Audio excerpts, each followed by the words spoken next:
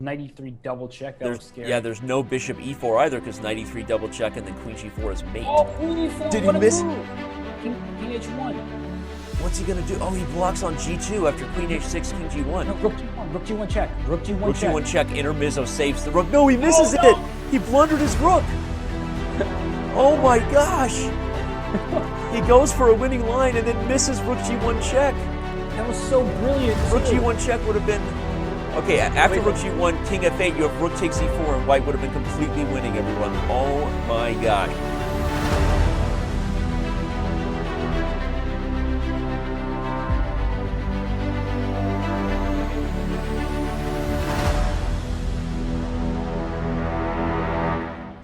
I believe we are live with the next round of the Speed Chess Championship. Jan Nepomniachtchi, Alexander Grischuk, Russian on Russian action. Proves itself here to be, I think, one of the most exciting matches we're going to have. I guess we'll see if it proves itself. Robert, are you ready? I'm absolutely ready, and I'm pumped for this match because on paper, it's one of the most even that we've had. We just saw MVL beat Dominguez in a very close battle that was decided in the bullet, and I think the same might be said about this upcoming match between Jan and Sasha Grischuk here. Well, yeah, our data really has a lot to go with these guys. They play a lot on our site, both in the Speed Chess Championship and outside of it. So as much as the MVL versus Lanier Dominguez Perez was predicted to be close, this one is too, with an interesting slight favoring to the lower seed, similar to when Levon Aronian was slightly favored versus Fabiano Caruana. But okay, we will see if that holds up. Obviously, we've had a lot of faces already show themselves here in the Speed Chess Championship, and let's remind everybody what we're playing for here as the match is going to get set to start. Lots of prizes on the line with every match. They get bigger and better. The format here, everybody, is going to be 90 minutes of 5-minute, 60 minutes of 3-minute, and then a half an hour of bullet, the great equalizer, the great decider.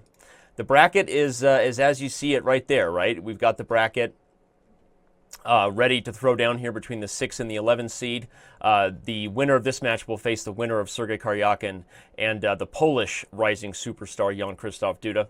And I don't know that we have much more to wait for. The players seem to be ready, Robert. And if we are logged in to live chess, I say that, sort of rhetorically. I think it's time. It looks like the games have begun. Yeah, and we see that the clock has just started for Jan. I don't know if he knows that. Oh, there he goes. Indeed he does. There he goes.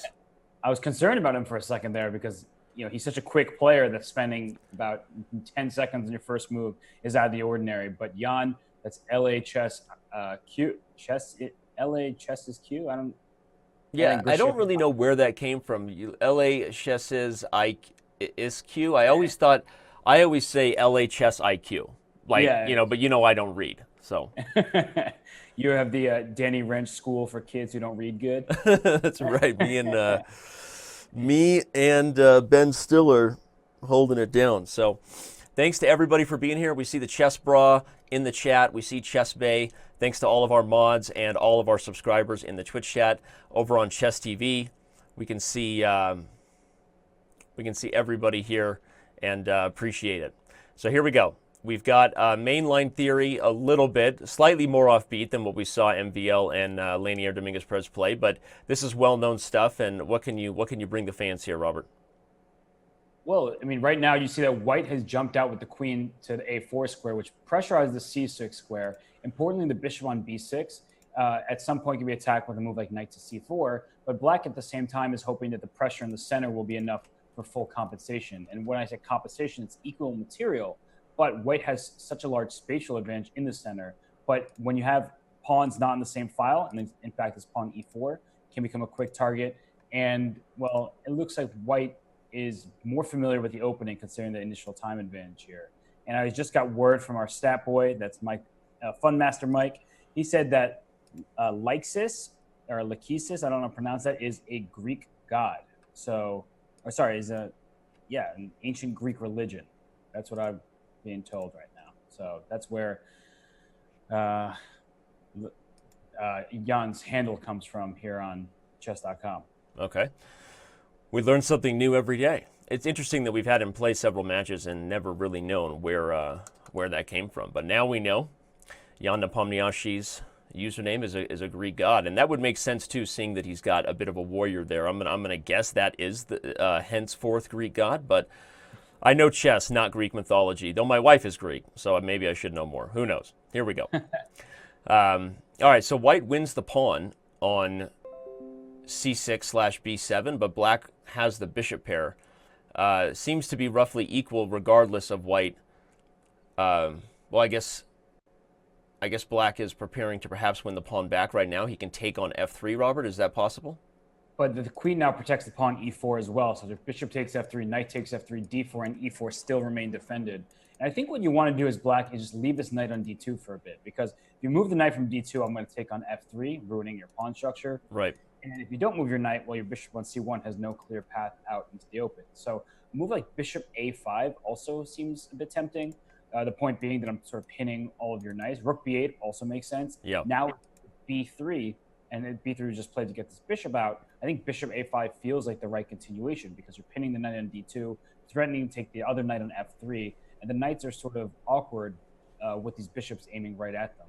And white does not especially want to play the move pawn g2 to g4, because if you play g4, one, I can consider sacrificing at any moment on that square, but most importantly, your king side feels a little bit iffy.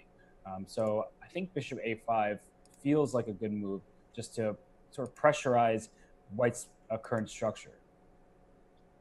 And, I'm trying to think of another move. That queen on c6 is actually really annoying. It's preventing me from getting any sort of counterplay with a pawn to c5. It protects the e4 square. So the queen on c6 is a very, very good piece.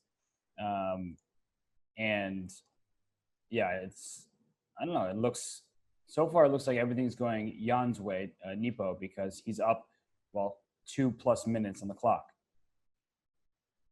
And so rook e6 was played, trying to kick that queen off and play the move d5. If white plays d5 himself, well, then Grischuk will say your pawn e4 is a target, my bishop on b6 is a new lease on life, hitting the f2 square. Mm-hmm. And, it looks like Grischuk found a clever solution for the time being to this position. White can always retreat queen to c2, but then black can consider moves like pawn to c5, just trying to attack the center. You said pawn to c5 or pawn to d5? I missed that. Well, both. But I was saying pawn c5, but you could also play pawn d5. And queen can come to e7 or e8. Well, queen e7, you might run into d5 then with your rook getting trapped, but you can start putting more pressure on that pawn on e4. Shout out to our first donation of the day that goes directly to the prize fund, 600 biddies from Bjart Peterson, if I said that correctly. Bjart must be related to Bart Simpson, only well-known Bart on the planet. But thank you so much. Reminder to everybody that all funds raised during the match today go directly to the prize fund for the players. So so bishop takes f3 is played now. Obviously, as Robert was highlighting, the knight can't take here without the e4 pawn falling, so you're forcing g takes f3 unless white decides I'd rather actually give the pawn back than open up my king, which I wouldn't be surprised if he does. Honestly, taking with the pawn and immediately knight h5 followed by rook g6 and the queen comes out, and I'd actually be much more afraid of getting mated than I would about giving back the lone peshka. And after pawn f3, actually, you have knight d5, which is even more powerful because you get a tempo on that queen. With the rook on e1 is under attack. So it looks like it's pretty much forced, But black has to be thrilled to be in this position. All of a sudden, you've gained your pawn back. Yep. You're not winning, nothing like that, but you're not down any material. Your knight on e4 is very centrally located and nicely placed. If anything goes to e5, you always have the f6 move to kick that piece out. Yep. So I think the main thing I look at right now is the time advantage, more than a minute on the clock for Nepomniachtchi here. And I think, so black is clearly happy he got the pawn back and has the knight in the center, but it would be hard to say that white is really worse here, right? I like this move, queen d3. Perhaps white prepares to double rooks on the c-file. And if black doesn't do something to change the structure as it is, Robert, whether that be c5 or he goes for c5. I was going to highlight that if black doesn't change the structure, the truth is white is the one potentially better here. If you give white just a few moves, black would have had a ton of weak pawns to deal with. So c5 makes sense, and Grischuk actually keeps the tension, which I like, because if the trade happens on d4, this d5 pawn will be isolated in the end. Right, and that's what it's interesting because White had the isolated pawn a second ago, or still does technically on d4, but that's going to be traded off. So Grischuk's probably thinking, do I take on d4 now? Is there a way I can maybe leave the tension just for another move? I don't really see a useful way to do that. I guess you could go rook e to c6, and there he plays it. And the point is that you're challenging for the c file. Yes, you're going to have an isolated pawn on d5, but if you get control over the c file, that seems like worthy compensation for the fact that you have this weakness on the d5 square. So it takes on c5, everything traded. Took with the knight. I like that decision. I was going to say taking with the rook seemed pretty natural, but at the same time, after rook takes c5, you could have taken on c5, put the queen on d4. Now, with the queen on e3, well, you can go rook back to e6 is certainly an option, hitting that queen on e3. And queen b6, well, I don't know about that move because I'm immediately worried about knight d4 now. Yeah. And not only is knight d4 hitting this rook on but c6, it's coming into f5. And yeah. And here comes the queen to g3, or maybe a forky mode on e7. Yep. This is already looking pretty tough for and with almost less than 30 seconds, I'm also anticipating. Yeah, and king h7 is a very good move because knight e6 ran into knight e7 check. That's the problem with rooks in the same line, is they protect each other for the moment, but you can distract one. And so by playing king h7, you avoid any knight e7 check ideas. And if I'm White, I say rook c to d1, slide that rook out of harm's way on the c file, hit that pawn on d5. That looks very good. If the knight moves from c5 ever, you have queen d3 with discovery ideas. Yep. So knight e6, I can just take on d5, actually. And this is one of those positions where I anticipate queen d3 or queen g3 here, but it's one of those positions where you start to see a number of things loose. A weak pawn, a king on an open diagonal, right? A potential g7 square that may be the target of tactics. So you start to see, even though that sounds a little vague, but it's very anti-Karpovian chess to have a whole lot of potentially loose weaknesses, and honestly, that's how tactics happen in chess. So makes you nervous for black for sure. Pino724, Diamond member, says he hopes this duo plays as good as the last duo in the Chess TV chat. I think we're in for a treat today, Robert. Absolutely. I mean, we're already getting off to a good start here, and we'll see if Grischuk can hold this pawn down endgame. It looks very tough with his lack of time. That's the first thing I'm noticing, but he is down a full pawn. And granted that there's 3-on-3 on the king side, only 2-on-1 on the queen side, which leads me to think that, yes, black does have good practical chances in an over-the-board classical game. Well, not anymore. I don't know. I say that problem with rook d5 because now your a5 pawn is into knight c4 here, wins the a5 pawn, and that should be it. Because knight c4 not only attacks a5, but also hits the knight on c5. So here it goes. Just rook takes a5. And, okay, Grischuk will fight on. He's very good under the duress of time trouble. That's the thing about him. He gets in time trouble in classical chess and plays with 30 seconds on his clock there. So he's not worried about knight f4, rook d2, got it. And I'm not totally sure what it is the fans like about seeing Russian on Russian crime here, but we've got more prize fund donated than we did in the entire last match, and we're about 5 minutes in, Robert. So it's fun to see the fans showing their support, and who knows where that'll go today. But thank you, everybody. And now we've got a fun one here, because this will lead to some instructive theory if black can hold this position. I mean, what is the theory here? You've got knight and bishop type of positions where everything else is equal, and you have a rook. I think the knight is probably better at holding the draws than the bishop is, but if you give the fans some advice, what is black's defensive setup, if possible, here for black to draw? Yeah, the knight is. Ooh, and there goes the ambulance. That's for Grischuk's chances. We're 10 minutes in. Somebody just lost a bet. 10 minutes before Robert would hear the first car siren. And, well, I mean, the critical thing here is that the knight actually is very limited in its movement, obviously. Right. And so white pushes forward, and this is a good move, f4, because by playing f4, you tend not to want to trade pawns, right? There's only 3 left for each side.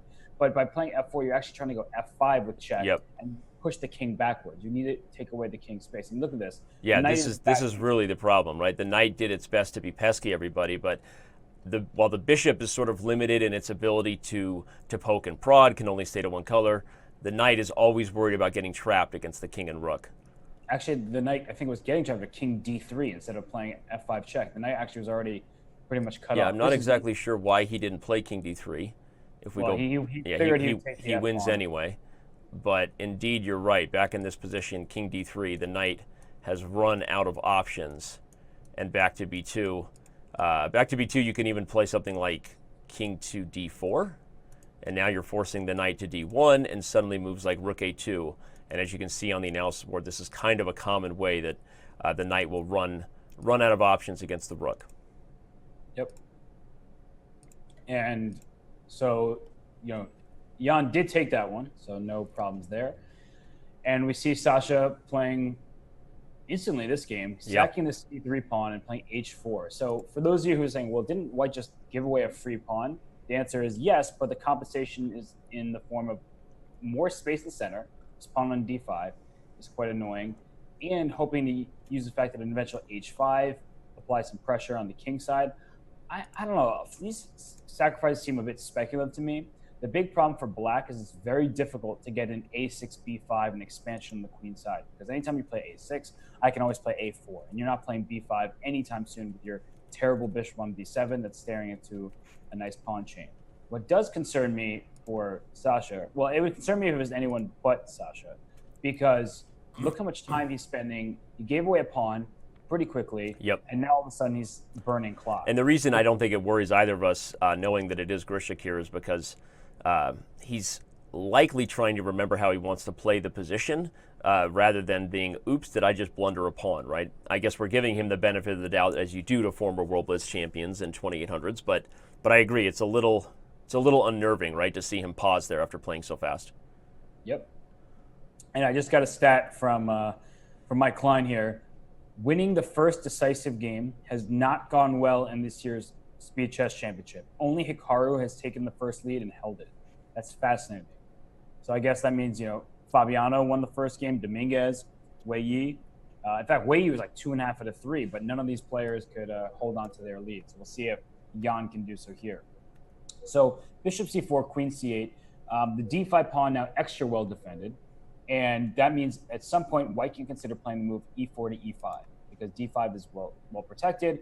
And by playing e5, I can even threaten ideas with d6 or e6 and just play it. Bishop a6. I honestly thought that b5 was an attempt to play knight b6 and attack the d5 pawn. Here, I think White's spatial advantage is just tremendous. If you play bishop takes c4, queen takes c4, then White plays rook f to e1, potentially puts the other rook on d1, and the space is just tremendous. So I'd perhaps start with knight to b8. It looks very weird, but I don't like my knight on d7. It's not doing anything. It hits, the e5 square, but that's already too well defended for that to really be much of a useful idea. So I think knight b8, potentially trying to trade in the near future on c4 and play e6, knight c6, and that way your knight gets a little bit more active square. But I really like Grischuk's position here. I think these positions can be very tough to play on the black side without the space. Yes, you have the pawn, but you're not doing anything with that pawn. The pawn on c5 is stopped. The pawn on b6 is stopped. So it actually kind of looks like an extra pawn, at least in terms of mobility. Yeah, no, it feels like White's up a pawn, if anything, right? But sure, Jan has defended positions like this before. It's not like this is in a Grunfeld or an opening that he doesn't play, but I agree it makes you feel a little bit better about the time that Grischuk took after sort of falling behind, because now he really seems to be in control.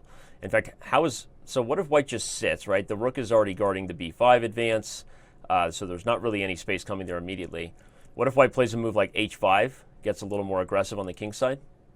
Yep, h5, definitely reasonable. I think if you play h5, Black may capture, because I don't see how White launches an attack too quickly, although after g takes h5, I guess I should be worried about a rook lift with rook b3, and then somehow that rook swinging across and giving you control of the f5 square. The knight can go from h4 to f5. So yeah, h5 is definitely a good move. And if I don't take it, well, then you can play h6, but I think taking on g6 is stronger, and an eventual e6 will undermine the defense of the g6 square. This is starting to look pretty tough. Not to mention that at some point knight g5 will be a good move for White. So I'll play knight g5. Can I play it now? So knight g5, knight takes e5, bishop takes e5, and then queen to h4. Yeah, I think you can play knight g5. Yeah, the queen slips over to h4 and Ouchtown on h7. So actually, the question on knight g5 won't be whether he takes on e5, but does he change his mind about the rooks and run away? But then you have to even deal with tactics like e6 being that much more powerful. Yeah, I think knight g5 is the move here. Yeah, Grischuk is pouncing here, leaning up a little bit. I think he's likely trying to calculate these variations. So what if knight takes e5? Bishop takes e5 doesn't change anything because at the end of the exchange we still have mate problems on h7. And this is a funny situation that's dangerous when you've got both your rooks next to your king, sort of smothering his potential escape. Turns moves like knight g5 into possibilities. Yeah, it's. I actually don't see anything. It looks like it's about to be crushing. Yeah, and that's the thing. When you play h takes g6, h takes g6, you immediately think, how do I get my pieces to the h file, right? That's an open file. There's a king on g8. The king on g1, of course, is well defended. That's right. What happens when you have more space. And once this bishop moves from f4 to g3 and then queen to h4, it's a direct path to checkmate. So if I'm black, do I play bishop h6 and hope that I can take on g5? That doesn't look like it helps you at all because your dark squares are still terrible. No, but it might be your only option at this point because the threat of the queen quickly coming to the h-file and mate on h7 is too much. So I guess from one perspective, at bishop h6, at the very least, it does threaten moves like knight takes e5, overwhelming the bishop from having to guard both pieces here. Yeah, and I wouldn't be surprised if a bishop h6 if you just play like rook f to e1, just defend that square. And defend e5 and call black's bluff if you're going to take here. Maybe I'm not mating you, but now you've got permanent problems on the dark squares here. So, no, I agree. This looks like the kind of game where we expect Grischuk to bounce back in the match. And, of course, the words of Mike Klein foreshadowing the potential of the person who wins the first game not winning the match. So we'll see. I like this move. Queen b3. Oh, nice. Here comes queen h3. I honestly wouldn't be surprised if this game is over in the next few seconds. This attack has gotten out of control. It also sets up, Danny, a tactic. If your queen takes d5, yes, queen h3 is just decisive, but rook takes b6, removing the guard of the queen on d5 while still protecting your own queen. That's that's an interesting tactic, not for this position, but in general, it's very good. Now queen g3 here, just go queen g3 to h4. That should be... You could even play e6, right? Because if e6 takes, you can just slide the queen to h3 immediately because f4 isn't hanging. Yeah, in fact, that looks like he sees exactly that, e6.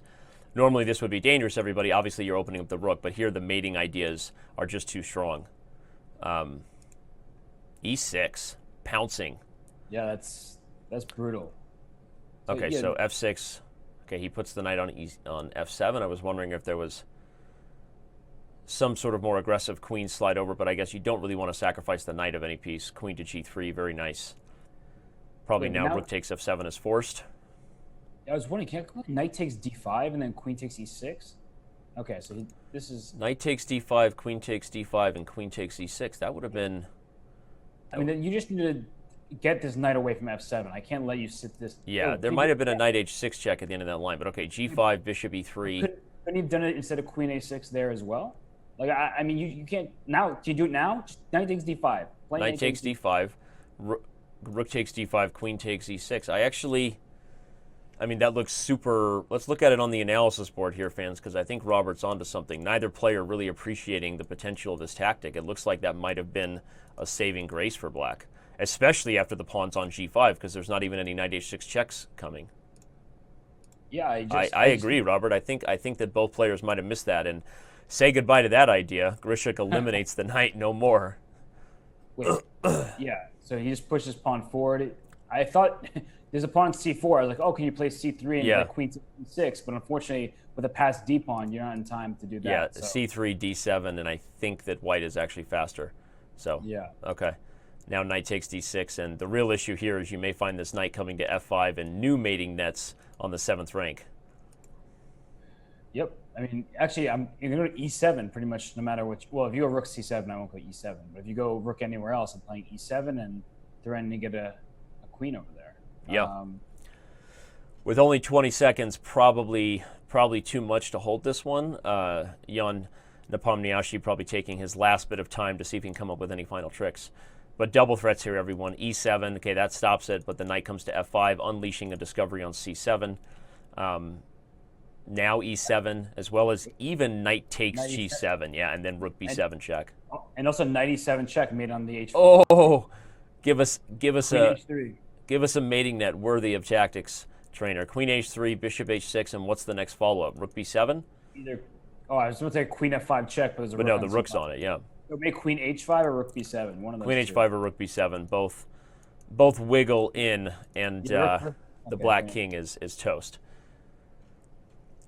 wow. And just I like took, that, I think we're about to have a tied match. Rook b7. Nice final try. Rook c7, hoping to take with check. The problem is all it is a check. And Grischuk just walks to safety on h2. And as predicted, I think we do have an even match, partner. So there you go. 1-1. Game on. Game on, Wayne. this is already a really fun match. I'm actually greatly enjoying that. And that was a very nice demonstration by Grischuk because he had initially a bit of a time struggle because he spent a lot of time after sacrificing the pawn, but he's probably just gathering his bearings, figuring out what exactly he wanted to do going forward. And he played a very nice game. One of the best we've seen thus far in the Speed Chess Championship. Just very straightforward. Agreed. Maybe there was that knight takes d5 stuff again. I don't know. I don't have an engine on, but that looked like it, the tactic. And I just know from having many bad positions that sometimes you just need to relieve your king, right? Your king's on g8, the knight's on f7. You can't breathe. Just by sacrificing the knight, taking the guard of the knight on f7 would have been a nice try. And here, in this game... Now we're back to a similar opening as the last game, but the difference being there will be no queen and bishop battery here taking on c6, everyone. But I don't really like this from Black's perspective. I mean, yeah, it feels like, so where was the difference in this game between the first one? Well, so he moved his knight away from c6 very early in this game. Yeah. And yeah, but now the problem for Black's position is knight c4 is really annoying because your bishop on b6, you never want to take there with the c pawn. So if you move your knight, say, to e7, I go knight c4, I'm really threatening to play knight takes b6, just shattering your pawn structure. And you can't move this bishop because the b7 pawn is hanging behind it. So, yeah, it's so he's going to d7. That makes sense, right? So after knight c4, you go knight b to d7, and that way you at least protect your knight with the knight. But you're not going to take with the knight anyway. So knight b d7, knight takes b6. You're probably still going to play c takes b6. Yeah, I just do not like this pawn structure at all for Black. I think this opening will need some work if he's going to continue to take this approach. I agree. There's some improvements needed for Grischuk. Yeah, this is not looking good. And like bishop a7, just queen takes b7, right? Then I just retreat my queen. I've stolen one of your pawns. Maybe that's the way to go. And he just does it actually. Bishop a7, queen takes b7, knight b to d7, and hope for a quick kind of counterplay. Eventually, you can take on f3 to ruin the pawn structure. You can play moves like rook to e8 or to b8 with that queen on b7. So, yeah, I think it's a good practical try because I would hate to have allowed my opponent to take on b6 where I have to take with the c pawn and just have these double pawns to the b file and isolated d pawn, and white would have the two bishops. So, a very good practical decision by Grischuk. And e5. Whoa. So if I take with the pawn on e5, then you're going to take with maybe like queen takes b7 first. Huh. This is a tough moment here. Yeah, he does go for it though. So Captures. I can't. I wanted to play bishop takes f3, queen takes a8, bishop takes d5, but I forgot my bishop on a7 is hanging. So I cannot do it. In the main line, yeah. Bishop takes f3, queen takes a8, but now dual pieces falling. Yeah, so knight d7. I guess queen takes d5 was a bad endgame, so he didn't want to take with the queen on d5. Mm-hmm. And instead, he's here. So knight c5, queen c6. Instead, he's down a pawn, but d5 will fall. The question is, are there tactics at the end with something like knight to c6? So knight takes e5, knight takes e5. He doesn't go for it. Yeah, knight c5 was stronger, I think, because now you can play knight takes d5 here. And importantly, there's no rook d1 with the bishop on h5. So knight takes d5. And if you go g4, I have knight to b4 attacking your queen. So actually, I think Black is escaping. Barely? Yeah, barely. There's no rook d1. That's important to note. g4, knight b4 seems to get Black out of that as well. Maybe you should play g4 and just then move your queen back. So like g4, something like queen back to f3, and after bishop to g6, you're actually looking at the c6 square. It makes me wish I could play a move like a3 and then knight c6, forking the queen and bishop. Yeah, that's actually very interesting. So perhaps just, you know what, Danny? Maybe instead of g4, I understand maybe g3. no, G3. Yeah, maybe G3, G3. just taking a slower approach to kind of exposing. I mean, as we said, it looks like black got the pawn back, but there's something really sort of artificial looking about all these minors being right next to the queen there. Like there's going to be some sort of tactic. Yeah, and G4 I think is just better because now knight B4, queen moves back. There's no knight C2 with your bishop on H5 hanging. Maybe there is. Right. What about knight B4, queen F3, knight C2? Queen F3. I don't think you can play knight C2 immediately. Likely you're. Do you have rook D1 or something like that? Probably. No, you're right though. It's not. Okay, there may be ideas like taking H5, knight A1, and then B4, because if I can dislodge the knight from C5, I can bring the other bishop to D3, and this knight on A1 is trapped. Yeah, that's interesting. So many hanging pieces.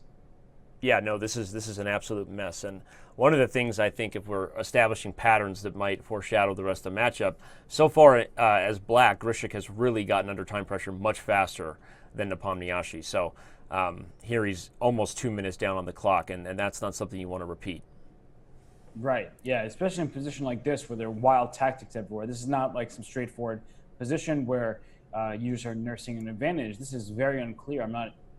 I would assume that white is better because black's position looks very fragile. I mean, the C6 square where you pointed out is very important, where after knight B4, heading for C2, if you go queen back to F3, maybe queen F3 played, and now, okay, so knight C2 is really annoying. So what can I do? Because if I move my bishop from C1, there's still nice. So rook D1 was played. And now where does the queen go? Oh, queen H4. Oh, now let's look at the bishop on A7. There's some ideas in the F2 square, perhaps. So bishop E4 now. I need to not get my queen trapped on H4. So bishop to E4 hits that queen on F3. So knight C2 doesn't actually hit both rooks. So knight C2 will just be C1. So I think bishop E4 to dislodge the queen from F3 seems like, and there it is. Oh, a queen trade. So who is happy here?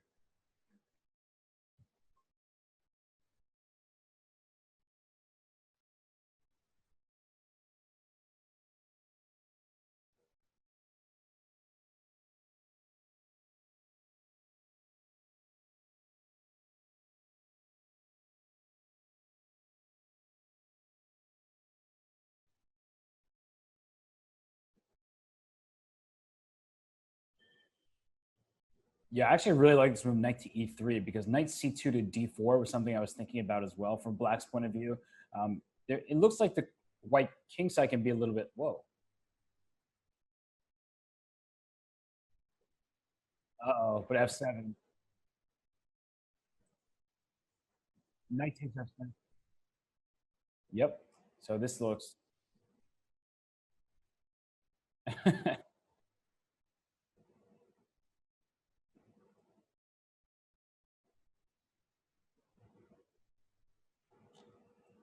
It looks like he's gone. Yeah, the classic Grischuk. He's totally gone from the camera. Hold up. Danny says they can't hear. No, I'm back. Oh, just making sure. All right, so where can this knight go for discover check? If you go knight h6, just king h8, that doesn't do anything. But I always got to look at the double check. Yeah. And so that doesn't look good. So maybe knight e. What was knight e5 do? Do I really want to take on g6? Should I just play bishop takes c6? No, I can't play bishop c7. Now the knight's actually under attack. So I need to move this knight. So knight e5 check, king h8, maybe just take on g6 and take on c7. But that feels like white should have more than that. It's probably enough, though, whether you want more or not, right? Okay, I was going to say knight e4 hits f2, but rook d8 is the move I overlooked. Simplifying, yeah. That's a very good move, because otherwise you'd have problems in the f2 and e3 square. I was wondering if there was knight takes f2, king takes f2, knight to c2, but it doesn't work. White brings the bishop back to g5 and holds. Oh, that would have been nice, though. The knight comes to d2. So now knight d3. Just keep going after f2. Yeah, I think that black actually has some annoying type of pressure here. If bishop takes g6 here, knight to f3 check, and then the other knight gets involved, and it's a party over here. Yeah, go knight f4 right away. Actually, bishop g6, knight Yeah, f4. bishop g6, knight f4 just forks. So what you really need, Danny, is a piece. Put a rook on the d file and just hit all the minor pieces in a row. Yeah, exactly. The ultimate skewer. But okay, not happening. So, okay, so what's White's winning strategy? You're up one pawn, but having the double pawns here actually are sort of useful because they actually go ahead. They shield the black king too, and they actually keep some of the minors out of these critical squares. Yeah, and they also, there's 3 pawns there, but the 2 pawns kind of cover, the g6 pawn covers both f and h pawns, so they always capture if the pawn goes to f5 or h5. The problem is Grischuk's time. So even if he has chances to hold, they immediately become much smaller because he has no time left. Bishop a5, nice move. So essentially transitioning from a 2-bishop and knight endgame to we now have the same pieces. And so one of those cases where black had just so much pressure with the knights that in a rare setting, just trading off any pieces is going to make this an easier win for white. Normally, you may not necessarily want to trade off everything before creating another weakness, but this is just now a lot easier for white. Even just king e2. Okay, no, king e2, knight f4, but knight d1 perhaps, guard f2, and then prepare something like bishop e3, king e4. I like that. That's great. Just try to trade off his bishops because your king can run straight to the queen side. If that's the case. So knight d1, and that's going to be in this end. Wait, let's just say. Oh no, it's not the same idea. My idea of knight d1 with bishop e3 was specifically to guard f2. You're right. So what happened there? Does he have knight c7 and a6 falls perhaps? Yeah, but I don't like this. King f7 now? Yeah, and the fact that he took his time after that just makes you think that is it possible he just blundered f2? I think he did, because look at this knight on c8. Where's it going? King e6. Yeah. Where's that knight going? All of a sudden he's getting, oh my gosh. Grischuk is surprisingly back in this game, and he's been riding the under the 10-second ride here for quite some time. Uh-oh, that knight on c8 is trapped. So do you have to go bishop b4, knight d6? Okay, bishop a5, knight b6. Bishop a5, knight b6 gets out. Wait, but there's knight king c5 e4, check. knight c5 check saves the day with knight takes b3. And now Grischuk is up a pawn. Wow, oh my. What an epic collapse right here by Nepo. You can already see the Grischuk fathead emotes coming out in chat. Oh, that was awesome. See, knights are so tricky. You never want to super tricky, and suddenly black can't lose. Alex Burt 90 in the Chess TV chat points out that Grischuk loves time trouble more than anybody. I actually agree with that. For a World Blitz champion, I think it's fair to say we've seen him play enough times in this format, Robert. He's under time pressure more than anybody for somebody who really handles the time scramble well. Yeah. I think there are only several people I've seen in my life who love time trouble as much. In this endgame, can he win it? So the knight will have to stay attached. I doubt it, but at this point, even a draw is... Well, knight e7, g5, and now king comes to f4. Well, actually, I don't know. Knight e7, g5, knight g6, check guards f4. And then king e4 to f3. I mean, as long as I get to your g-pawn, it doesn't that's matter. True. Okay, he's going to get to h6 and try to just hold. Oh, yeah, knight on h6. So can you... This is probably enough. I think you should bring your knight back and take on g4. I mean, knights are bad pieces at defending against another knight. Yeah, I mean, that's the last chance to try to win, but I don't think it's enough, right? I mean, if you bring the knight back and a3 falls immediately, and even if you get g4, the knight will go to h7 and sacrifice before you can get going. So, and that's exactly what's going to happen now. The knight will take, and we will have a draw. So, a huge result for Grischuk either way, though. Nepo has to be not super happy there with how he played that endgame for sure. But the Grischuk hype is real, and Grischuk lives. Sasha lives sounds like a better line. So. Yeah. So wow. We've seen a couple of creatures of habit here. We're back to that same Grunfeld where Grischuk immediately punches d5 home. Everybody, for those of you just joining us, Grischuk's win in the match as white was in this exact same line, sacrificing the pawn early and then getting a ton of compensation. So we'll see if Nepo has any new ideas. Yeah, so he will need to find some new ideas. The queen's on d7 this game, so that's different. So can white go e5 now? e5 immediately keeps the bishop at c3, and suddenly there's chances it gets in trouble. Yeah. Well, I mean, then you also have bishop h6, so e5 with the idea to trap. Yeah, he goes for it. He likes it. The problem with e5 is bishop e7 hits d5, and even if you try to trap the bishop, at some point I can go to d4. Okay. This does not look very good. That bishop on c3 is in certain trouble. But maybe his idea is to play bishop g4 and then try to hit this e5 pawn. So actually, not so easy. So can you play d6 for white? Yeah. And if you play d6, the idea is that bishop e4 hits the rook on a8, and that's trapped over there. But d6, maybe you'll play bishop b7. These positions always confuse me. I mean, I see an open diagonal, right? a7, b6, c5. And I'm like, okay, if I get a bishop attacking that rook, it's trapped. So bishop e4 doesn't make sense because then you play bishop b7. So that means d6 to play bishop e4 makes more sense. And I think d6. But one of the things though is that a lot of times white is really hesitant to move the pawns any further than this because one of the long-term aspects of white's compensation is that these pawns are holding back the minor pieces along the 6th rank for the rest of the game. So you really have to be careful before you just start punching these pawns through because black is already up a pawn, and if everything just gets traded, then there goes your compensation. Right. So something like, I would almost prefer bishop e4, Robert, allow bishop b7 to stop the tactic, and then play something like queen to d3 after I've defended the pawn on e5. Maybe bishop e4, bishop b7, bishop f4, although maybe knight to d7 comes in. Maybe bishop e4, there's bishop f5 for black, now that I think about it. Because I don't want to just sit passively with my bishop on b7, so I thought... Okay, well, he agrees with you that now is the time to strike and plays d6, but this is going to get weird now because, yeah, you win your pawn back on e7, but f3 is falling, which not only does it open the king and double the pawns, but e5 is going to fall not soon after, so...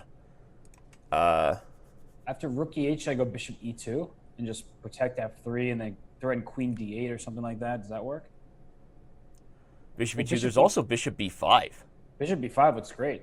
Actually, bishop b5, everybody. Rook takes d8 is rook problems. Well, bishop b5, do you have to play bishop c6 or something? But no, even there, at bishop c6, now we can perhaps... Well, I mean, it's a few things. A simple move might be something like queen e2, just to guard e5. You can even take back on b5 with the rook if you need to. No, he decides that there's not enough on bishop b5 and plays bishop e2. I think bishop b5 was better, Danny. Your move was better. Okay, well, we'll find out what he's got planned here, because now on bishop e2, knight c6, do you have queen d7? No, you don't. The rook could have taken and then defended the bishop, so... Ooh, that was his idea, knight g5. He's going to punch e6 through. Or even play queen to b3, Robert. Double attack on the bishop on c3 and f7. Yeah, that looks done. That's nasty. That's the idea. And that's what Nepo missed. He's shaking his head. You can see it already. Here comes queen to b3. Queen b3. Yep, so that's it. And you could tell as soon as knight g5 was played, and we pointed out that line that Nepo was shaking his head, that he missed it as well. Yeah, and you really want to make a move like knight d4, but it just doesn't work out. You just take on f7 with check and king h8. I guess you have, queen f6 check, king g, back to g, and then bishop c4 is mating. So, yeah. You need some kind of counter tactic for black, but it's not working out. This looks pretty over. I guess, is there any compensation? I play rook takes e7, queen takes c3. Even if you take on e5, then you open up the diagonal for the other bishop, and that looks very problematic. So if you're going to play on, what do? You go rook e7, queen c3, knight d4, but you're down a full piece, so it's... Yeah. No, I think it's just over, and I would be surprised at this point if Nepo continues to visit this line in the Grunfeld. I mean, this has been two super clear-cut games for Grischuk. Yeah, I wonder where the improvement is. It looks like... well, clearly he feels there is some improvement because he already tried one different variation from the first game. But I actually think your knight takes d5, queen takes e6 tactic, further analysis would have to review, but I actually think that was his defensive resource there. Now, I don't think that was a good line for Nepo anyway, but I think he missed that in the second game. So I guess just g3 here, right? So just don't get checkmated. Yep. Isn't the queen trapped? The queen is overworked. She has to go to h6 and then knight to e6. Or then, I was like queen takes e8 check and then knight f7 check. Ah, okay. Yours might be even better, actually. Well, yeah. Because knight e6, there might... No, there's not. I would say knight d4 as a response with like mate on the long diagonal there. Yeah. Like But yeah, queen takes c8, knight f7 check, picks up the queen back on h6. That should. See, knight d4. He's trying to say if you take on h4, Yep, go knight. that would be a sweet way to end it, everybody. Take a picture, right? With your face camera. There you go. Knight to d4. Oh, bishop a6. One desperado for another. Look at that sexy move. Grischuk muttering something to himself in Russian. That's hilarious. Wait, That's awesome. Oh, wait. Can you play queen takes g5? Yeah. If bishop Oh, g5, did he miss? Bishop g5, knight f3 check. Bishop g5 would have allowed knight f3 check, everybody. And at the end of the line, black actually wins the queen back. Whoa. But he takes b7. And what's going on? So many pieces hanging on a8, on g5. White has to still just be winning here. Yeah, you can trade queens and take a8, right? I mean, okay. But I don't know about, I mean, white is much better, but I'm not sure about winning because. Yeah, no, I agree. Bishop a6 almost seems like it was a little too cute to be good. So what you need to do for white is play bishop e3. Okay, bishop b2. Or bishop e2, right. Yeah. You need to be able to take this pawn, knight on d4 and then use the open files. But this is not so easy anymore. I mean, it's I think it should be winning if you can. Okay, rook b3 is nice. Trying to play rook f3. Nepo says no, thank you, because rook f3 would have had threats where both rooks are getting involved on the king side. Everybody, so no, thank you. But no, I agree. I mean, so bishop a6 almost feels like we're seeing the reversal of fortune from last game, where Nepo was definitely better and blew an endgame, and here maybe Grischuk just did the same in that awesome middle game. So how is Grischuk going to win this? He's going to play f4. He's going to play h3, g4. And he needs to really work with his passed pawn here. The good news for white is that black's pawns can't move anywhere, right? The pawn on d4 is completely stopped in its tracks. And the pawn on b6 is stopped by the a pawn. And if you ever do play rook b8, pawn b5, something like that, your bishop has lost its perfect lodging on the c5 square. It's a well-protected piece there. Can't be forced out. So you actually really want, in a way, black to play b5. It does free up a past a pawn, but it also actually might just be met by rook e5 right away. Yeah. What would be met. So now g5 check, because you can't go king f5 because king f3 and then rook e5. Yeah, don't mate yourself. Now go king f3, king g4, or king f3, king g4. You want to play f5. Now the rook prepares to swing behind, and Grischuk says no. Wow, that's a very precise move. I feel like it's really important to be patient in the technique here. See, now you can just go to e2, which will force the bishop back to c5. And there I wonder if it's time to play king g4 on rook h1. Ooh, the bishop goes to a new square, but the problem is it leaves the b6 pawn behind. Yep. And I think if you went bishop c5, he was going to go rook to d1. So just make sure that rook couldn't infiltrate.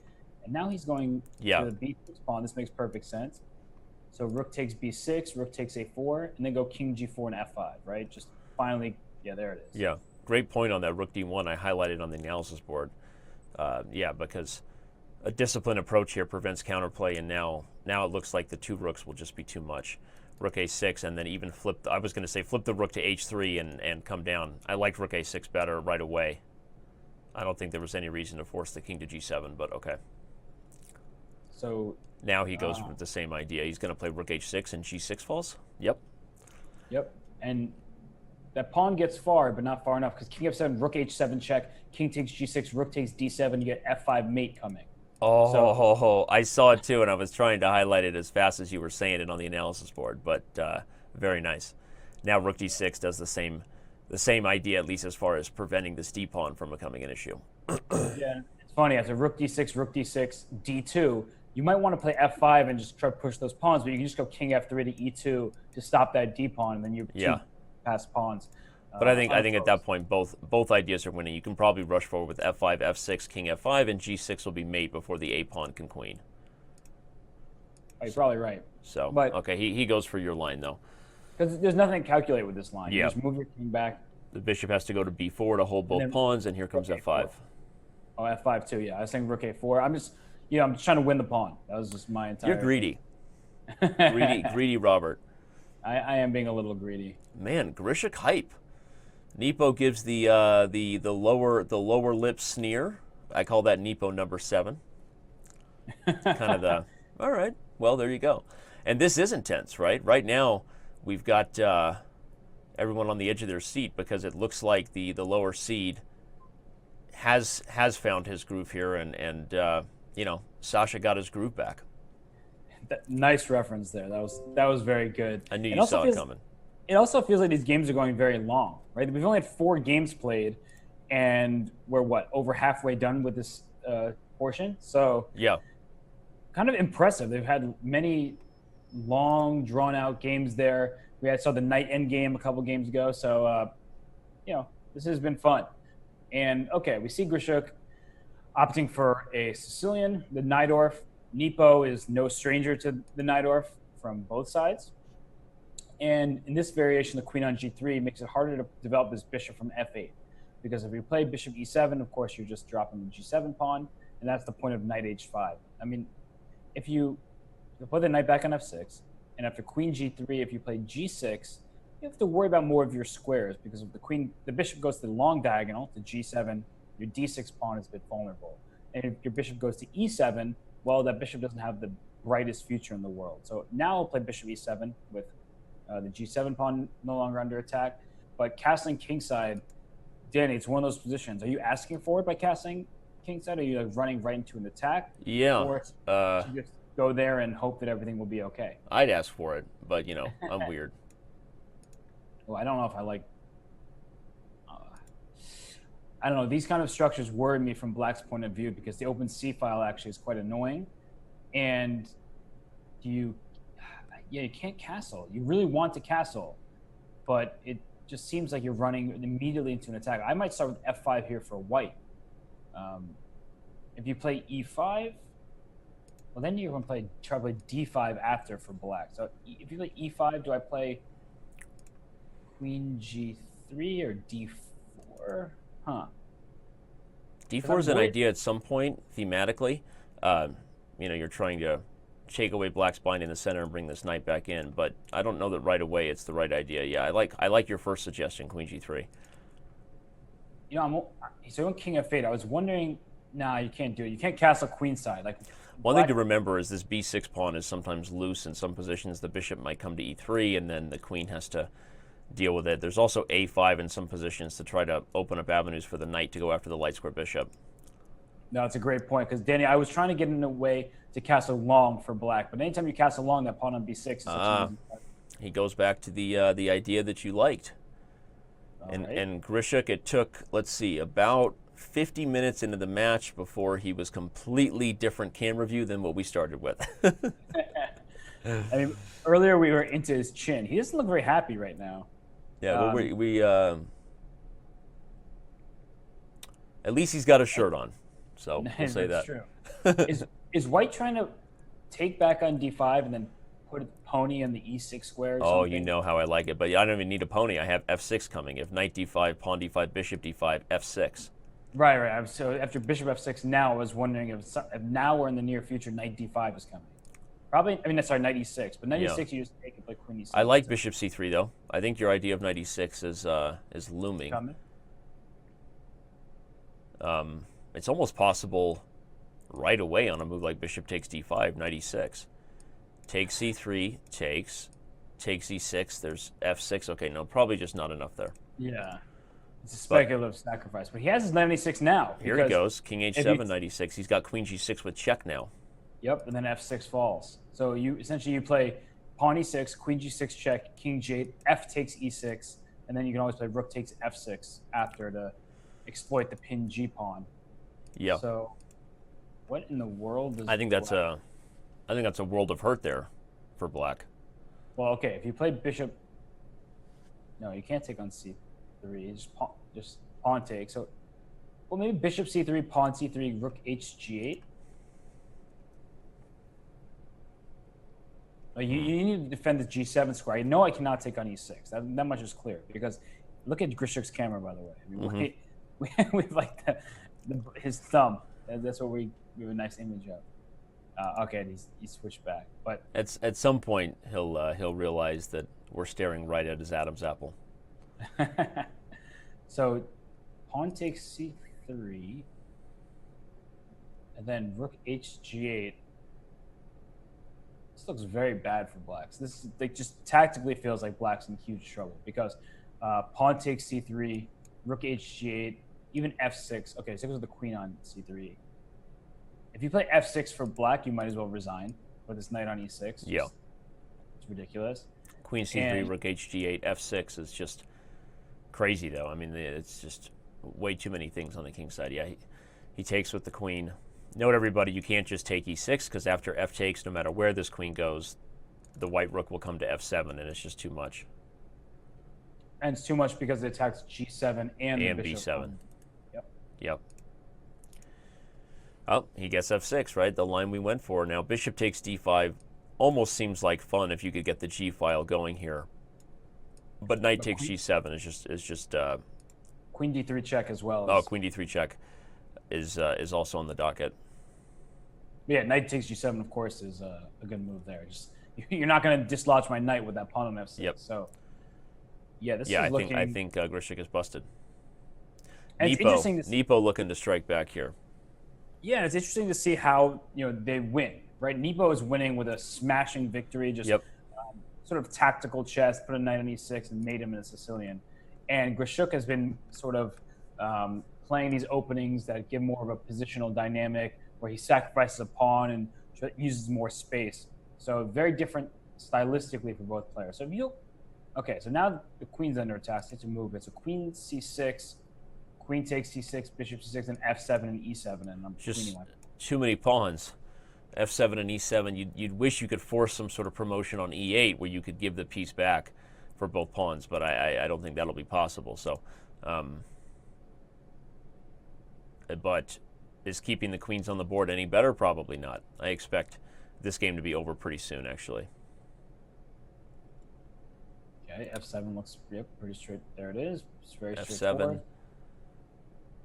E7's next. The and rooks a are huge perfectly time advantage. placed. I mean, obviously Grischuk is up a game right now, and all this does is level the score, as they say, right? Scoreboard. But this has still been an impressive win, and I do feel like when, at least so far today, when Nepo is playing well, he seems to be slightly more dominant. I mean, the time advantage is real, and Grischuk just felt like he was sort of floundering from the start to finish that game. And I just saw that Liquid Egg product donated $25 to the prize fund. So that's classic Liquid Egg product. Which reminds me, I could go for some Liquid Egg product. So yeah, we're already at $81 in. You like what you see, fans. The players appreciate it, and all 5,000 plus of you. Chess.com TV, R Beast, JD Bryant, watching both chats here. Thank you everyone for being here and for your support. Yep. And a little bit of backstory about these players in the Speed Chess Championship. Both of them have beaten Levon Aronian in previous iterations of this event. Yep. And Grischuk is one of the few players with a plus score. He's 3-2 in the Speed Chess Championship historically, and his only losses, 2 of them, are to Magnus Carlsen. So no shame in that. Grischuk has been a totally worthy contender. In fact, I remember in 2016, Danny, that you picked Grischuk to upset Carlsen and win it all. I believe. So I was wondering when you were going to bring that up, but was it to remind me of my bad prediction or the fact that I do believe in Grischuk's ability to win this event? Seriously. Yeah, no, he's a total, as Polar Cow 89 just said, Sasha's a beast. He's going to win for sure. People, we know and we very much respect Grischuk's chess ability. And here with the white pieces, we see that Nepo switch it up. He's playing the Dutch in this game, but Leningrad Dutch. The Grunfeld wasn't working out too hot. So no, yeah, it absolutely wasn't. And here, I don't know if this is working out particularly well for black. I guess with the knight on e4, you are stopping this bishop on g2. Of course, if you ever take on e4, you're gonna have to worry about your light squares as white. Yep. But from white's point of view, the question is how to move forward. Well, normally so structurally in these positions, we would like to get f3 and e4 if possible, and that's just a typical how you pry open the Dutch. For those making notes of that, you want to open up these light squares that black has committed. But okay, tactically, f3, sometimes you have concerns on the diagonal, the b6, g1 diagonal, right? There's pressure on d4. But I'm looking at, I would rather still try to make f3 and e4 punch through rather than part with the light square bishop. I guess after f3, I'm worried about queen b6, No, right? exactly, but so maybe not right away, but even there, I mean, I could play e3, and as slow and ugly as that looks, I can continue to try to build up for the eventual e4. But no, I agree with you. That would seem a little bit too awkward for white. Well, the main thing I'm concerned about, Danny, I think it's actually a very good idea and a very instructive idea, but I'm worried about my d5 pawn Uh because huh. with the pawn f3, once that knight comes back to f6, now the d5 pawn is feeling a little bit loose. Yep. And he chose to play queen d3, and now f3 can come with e4, and I can protect the knight d4 with a rook d1 move. But okay, so he went knight c5. I was going to wonder if black wanted to play c5 himself, and by playing c5, you open up your bishop on g7. The downside of playing c5 is that well, once those bishops do get traded, your knight on e4 lacks space, Mm-hmm. and you don't actually have the option to start trading pieces. And what black does want, especially with his bishop on d7, is in no small part to trade some pawns to open up some diagonals for this bishop. Because Yep. right now, black's getting squeezed. It's black is No, and this perfectly is a typical issue with this particular line in the Dutch. This pawn being established on d5 early is not an accident, right? It holds the e7 pawn back, makes it backward, and white really just wants to stare down this tension as long as possible because the structure favors him. Okay, now is black going to trade queens? If he takes d5, it looks like at the end of that line, white owns the c file, and that's probably enough to be better in the endgame, but I'm not sure that that's a transition black isn't willing to take, and he's going to do it, actually. Yeah, I didn't like the move queen c2. Yeah, I felt didn't that either. I would have rather have gone queen d3 and continued to play tickle there and sort of build up the breakthrough on the light squares. Now, Oh, there's a big problem here, Danny. If you go rook d to c1, bishop takes yep, d4, and you enter a subpar endgame. But at the same time, if I'm white, I think I'm worse here because I don't want to take on yep. c8 and give control of the c file. So I might take on play rook d c1, and after bishop d4, just take on c8, and eventually take on d4 and try to take on e4, and to get into an opposite colored bishop's ending, because opposite colored bishop endings are often just equal. And Yeah, so even if I get the worst pawn structure, but here again, we see Grischuk down on time, but this time for the first time really with white rather than black. So, where did it go wrong for him? I think queen c2. I Yeah, think that was, you pointed out immediately, well, I think about trading queens, and well, the queens got traded, and now he's the one who's in a worse position. A large part of that is that the pawn d5 is a bit overextended. It was very good to limit black's pieces, and that's the thing, is when you have more space, you want to keep more pieces on the board very yeah, often. And the reason why is because your spatial advantage limits your opponent's mobility. When pieces start trading, and as we see, now all black has is a knight and a bishop, okay, white has more space with the pawn structure, but that's it. The space doesn't yep. actually amount to anything. And this is a good decision by Grischuk, opposite colored bishops. He will lose his pawn on d5.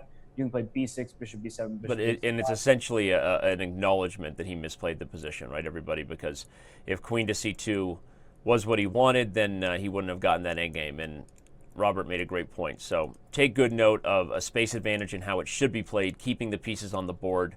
And as long as they do, black's pieces are sort of wrestling each other for squares that they don't have. But in the game, as you can see on the analysis board, black is getting everything he wants, and white's essentially offering a draw here by going to an obstacle bishop ending where he's down a pawn. And he should be able to make the draw. I think it should be relatively easy for Grischuk. Yeah, a5. All your pawns on dark squares that can't be captured. The bad news is, well, how is black can actually make the pass pawn? Because e5 is the only way to do so, but once I take on e5 and put my bishop on the b2 square. And you could even meet e5 with just bishop b2 as well, sort of stare down the d4 square. Danny, if I go king c4, Ah, bishop, then I can try to play for e5, d5, d4. So at some point, I need to figure out how to get a pawn sacrifice going here. well, if the king comes to c4, let's say something like this happens, bishop d2, king c4, black might even play d5 first and then sacrifice the e5 pawn to get something like d4 with check if need be to really break through. That was a very good decision by Grischuk, I think, to play f3 and take on e4. And the reason why is now the bishop can just stay put. Yeah. And without this e-pawn, once you play e5, we just trade pawns, and you're not going to make any progress, right? Because the white king will sit on the dark square. With the light square bishop, you can never kick it. So bishop d2 to e1 will be played for the rest of the game, and And now if e5 is played, white will just be capturing because the e-pawn can't go anywhere as long as the white king is lodged on e3. Right. So this looks like it should peter out very quickly. And that's great recognition by Grischuk earlier. When I was saying trade the rooks and just take on e4, Yeah. I was assuming that white is worse. Not assuming, I was evaluating that white is worse. No, I mean, it was the right evaluation that white couldn't really do it, but Grischuk decided he was no longer trying to play for an edge. Okay, this is the best chance for a win, even though still giving white a pass pawn should be enough to compensate for black's d pawn, but it's the only way to try to make something complicated happen. Right, and if you go d4 check, white just goes king e4, and actually, you have to be a bit careful for both sides in a position like that where the white king is moving forward. So yeah. If after d4 check you had to go king f2 or king d2, then I can see where black's clear progress is coming for. So right. d4 check, king f2, king d3, that's actually looking that might be winning for black, because king c2 followed by rushing the d pawn probably enough. Yep. So I don't expect he'll play king f2, but maybe that's what Nepo's thinking about, is how can, again, in fact, exactly, he plays bishop f5 with that idea in mind. Likely he's preparing d4 and hoping that he can jump in with the king. But now it seems like white's just in time to hold, because... Yeah. The king and bishop sort of trade places here. And likely the blockade on the dark squares is still going to be intact. Yeah, because king f2, king d3, king e1, and then once the king's no longer attacking the b4 pawn, you can move to this diagonal, the c1, h6. Okay, that's a little strange, but I think your draw was the simplest, buddy. King f2, king d3 here, and even though this was dangerous before, everyone, not anymore. The king helps guard this critical square with the bishop, and as long as there's no poking here, you just simply switch to the new diagonal and then only come back to d2 when you need to guard the pawn. So I think Robert's idea was the most straightforward, but we're likely headed for a peaceful result regardless. Yeah, and I think, as soon as you go king d5, as mentioned, right, you just go bishop h6 to f8, and that's what white wants. He doesn't want to keep this more passive setup, but this is a draw at this point. And I'm, Grischuk showing very good understanding. He was lower on the clock. His advantage, which I thought he had an opening advantage. I think for sure he did. I mean, nice. we're both a little biased toward the dubious Dutch, maybe. But okay, this is a nice way to force the draw, everyone. The bishop is overwhelmed guarding both d3 and e6, and after takes, white plays king d3 and simplifies, and so Nietzsche, they offer the draw. Extension of hands, and the next 5-minute game is on. Yep, and they've only played 6 games, and there's, 24 and a half minutes left? And they're tied 3-3. No, I mean, I don't know if this is... where exactly is Nepo going? He said 36, and Grischuk said, okay. Oh. So they're chatting in the game chat, so that when the players agree to allow the other a 30-second break, we won't hold it against them. And I also love that they use the game chat, because they're clearly more of the more experienced, two of the more experienced players in Chess.com. But Danny, I hope there's enough water in the toilet, right? Isn't that one of the complaints from the candidates that Grischuk and the others had? Oh man, no, if I remember correctly. At least the new World Championship venue has toilets, at least if you follow Peter Docker's news and believe that. But, okay, seriously, though, we're deadlocked at 3 apiece. We've seen both sides do what they do well, right? You highlighted the stylistic differences. Nepo, when he won some really dominant games, 2 of them. Grischuk had some nice attacks, but, didn't necessarily finish it off as cleanly, more of a technical finish. So what are we expecting here? We've got 25 minutes here of 5 minutes, and... Have we had a match tied at this point along it? This has been really close. I think the MVL Dominguez match was tied, and they were trading leads a lot in that match. So feels like the closest match, though. Yeah. Going into it, this was like the one we were all looking forward to. The fans definitely voiced that opinion, and I think in predictions as well that I think more people pick Grischuk to win. 65% of bracket looks like. But I was super torn on this. In my own fantasy bracket, I did take Grischuk, but okay, I'm a little bit biased toward Uncle Sasha. But he's... I think he's brother Sasha. He's brother Sasha. But no, and as you said, I mean, I picked him in the first year to make it past Carlsen. Okay, he failed, but I think that anybody who follows Grischuk knows what he's capable of in Blitz. Okay. I saw some questions about the prize fund there. That's right. All the $2,081 goes directly into players' pockets, and all donations and bits today. Cheers. However you're into, whatever you're into, go directly to players. So, Danny, I saw 2 good comments here. Ibex0 says, dubious Dutch. Simon is looking angrily in your direction, Danny. And Simon always looks angry, though, first of all. The fact that he's looking in my direction is just, okay, random, but go ahead. And then I see Kingish Gambito. Isn't the Petrov making a bit of a comeback? It certainly is making a comeback, led by Fabiano Caruana with the black pieces. In fact, he beat Alexander Grischuk on the black side of Petrov in the final round of the candidates. He beat Nikita Vitiugov in the Granky Chess Classic. He beat... And I'm showing everybody the opening for those who don't know what the Petrov is. It is this symmetrical knight f3, knight f6 copycat opening if you're a beginner, but don't copycat. It's not actually the Petrov. Petrov is also known as the Russian defense. And yeah, how much predictions on whether we see some Petrov battles at the upcoming World Championship between Carlsen and Caruana? Oh, we absolutely will see that. Okay. You heard it here first. Well, Fabiano has been playing it, not exclusively, but mainly. And yes, he will try to deviate his repertoire, I'm sure, when you play Magnus and it's a match. But I do expect him to use it because he's been so solid with it. And I think it's a good decision by Grischuk because we're talking about their styles. And Nepo is a very aggressive player. Yep. And in some ways, playing the Petrov does work into Nepo's style because you're giving your opponent more space and allows Nepo to activate his pieces and just play. On the other side, it is very solid. And so you're forcing your opponent to come up with ways to poke and prod to not just get an advantage. You're going to get an advantage on the white side of Petrov, but to make use of your advantage. And so here, for example, he played rook a7. He has the open a file.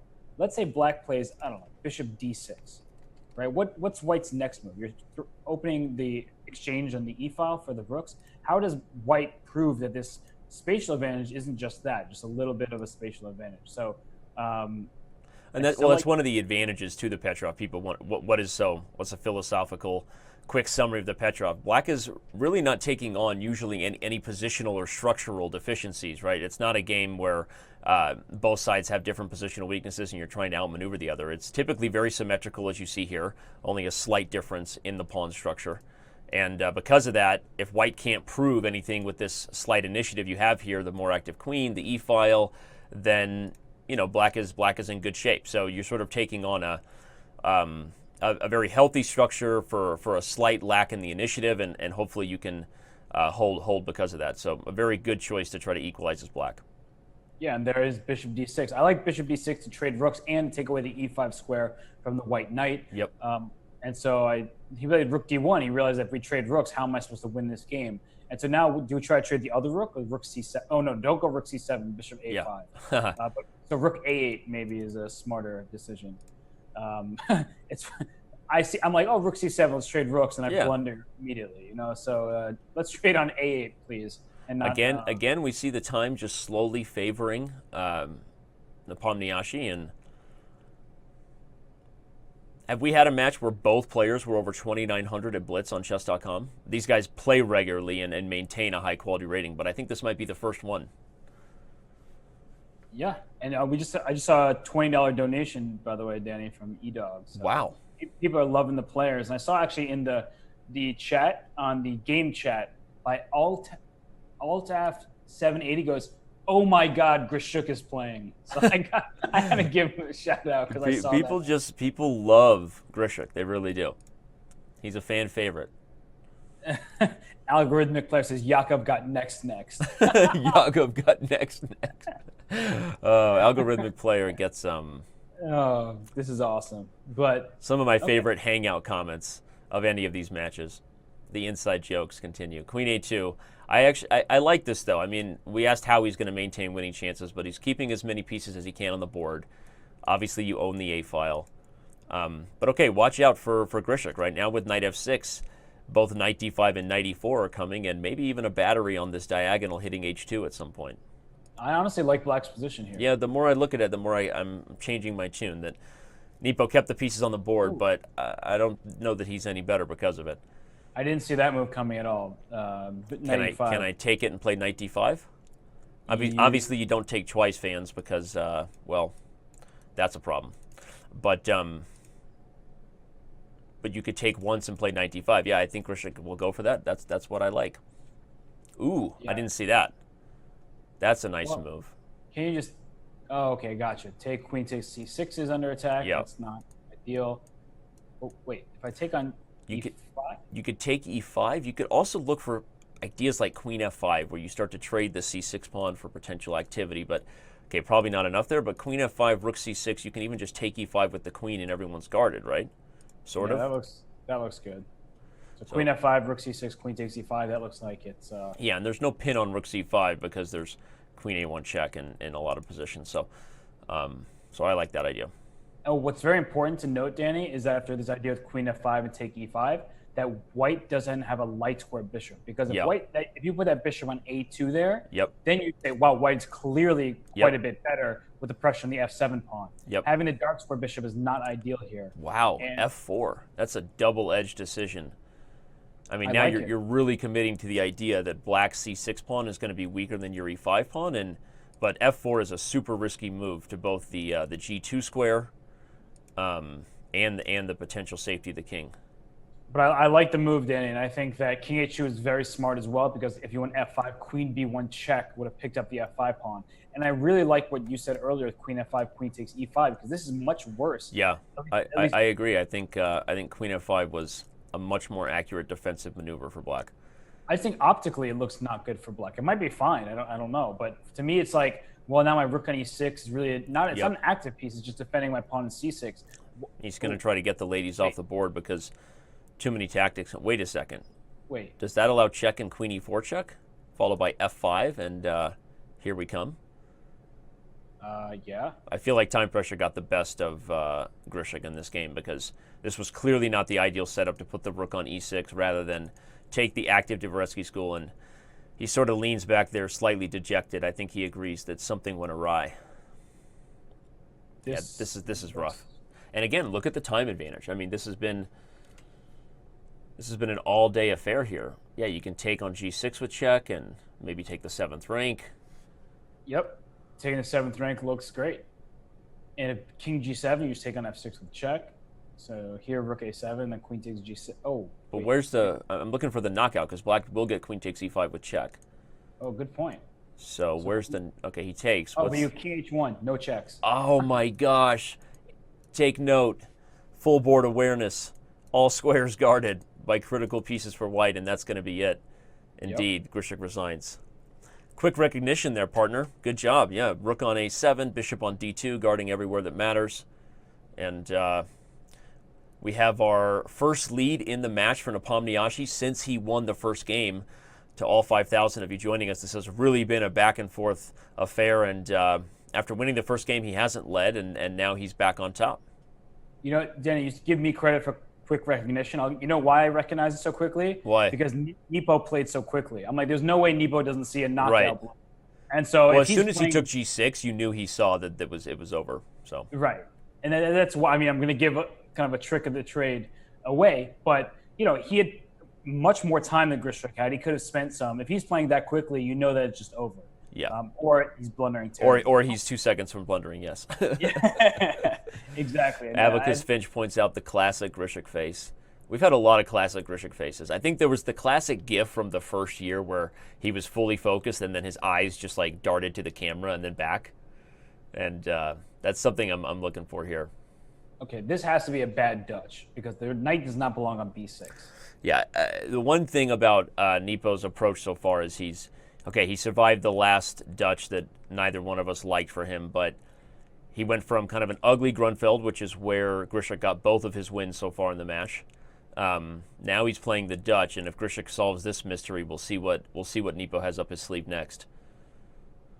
So this knight g5 thing happened. So I guess Grischuk might have tricked him because I cannot recall ever seeing a Dutch where the knight belongs on b6. That's just not where you want your knight. It feels like it was a move order trick where Nepo just took this for granted. The reason the knight had to move is because of e6. But yeah, this is a bad position for the knight, as every Russian schoolboy knows. You'd never put your knight in front of the b pawn.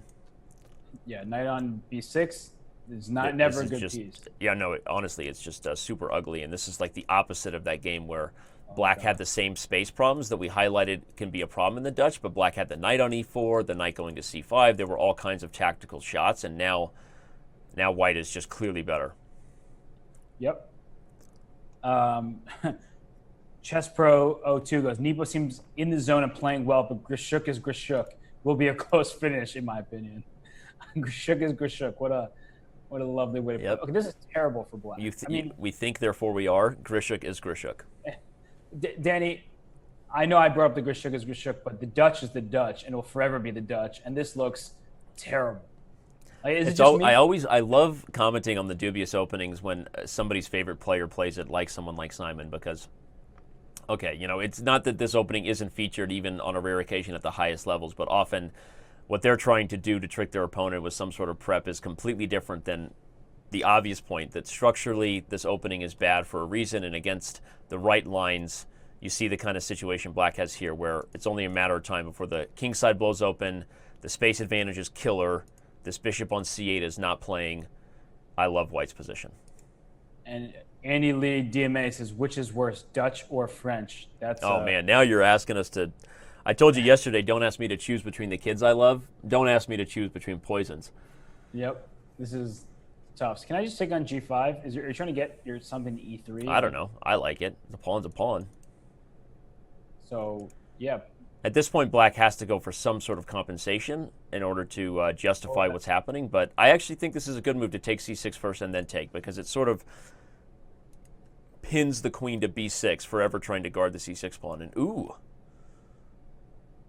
Sasha, what are you doing here? Are you trying to go knight d5 and win the rook on a8? No. What's he... Why are we not just taking the g5 pawn here? He can do it now as well. I thought he should have done it a move ago, but he's also opening the rook up to the c6 square, right? So, no, I mean, tactically, I think a lot of things still favor white, but it feels like it was slightly unnecessary at this point, and you're almost giving black, now take there. Why?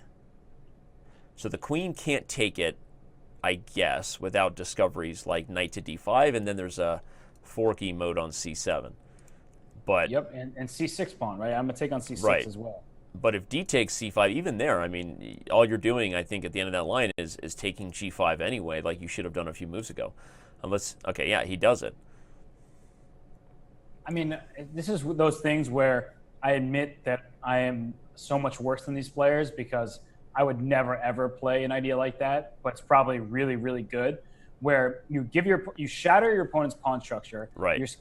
Essentially, instead of just going up a full pawn, you ruin your opponent's position, then take that pawn, say the equal material with the long-standing pressure is more valuable than the immediate pawn. So the patience shown there, I presume, I just assume that everything Grischuk does is great. Yeah, I agree with you that it's an interesting idea, and I'm not sure I don't know that you're really that much worse than these players, as you say. I think that when you're analyzing this, you see a lot of the big picture stuff, and I still don't know that it was necessary for white to do that, given that he was probably going to be winning things on the queen side anyway. But okay, he's got queen c7 now, if he sees it. This is getting more complicated. I feel like regardless of whether it was instructive takeaway to see his willingness to destroy black's queen side before going for this, I'm not sure he should have. Black has got a lot more activity than he did before. And the rook on c1 is hanging at some moment. Yep. So if you... Okay, bishop d7, so that just protects the rook on d8. And the pawn on c6. And this rook on c1 is overworked, right? It's under fire, but also can't leave the knight on c3. Yeah, this looks suspicious. So what do you do? Rook d1? Rook c to d1 to attack the d7 bishop? Oh, but that looks like a draw, right? Rook c to d1, rook c8, queen a7. Okay, so he doesn't want that. Yeah, no, I think knight f4 makes sense, but now I'm even looking at shots of knight e3 at some point to try to eliminate the light square bishop. But black is... Doesn't rook c8 still do the same thing? I could force a draw with black, so I'm going to keep that in my back pocket. Rook c8, queen a7, rook a8 looks like it's a forced draw, right? Oh, look at that move. What a strong move. Now that points out that the queen is trapped. And if the queen trades, you're fixing my pawn structure and opening up the rook. The tables have turned. Black is suddenly just in the driver's seat here. Black seems much better here. I mean, the knight looks great. The bishop looks great.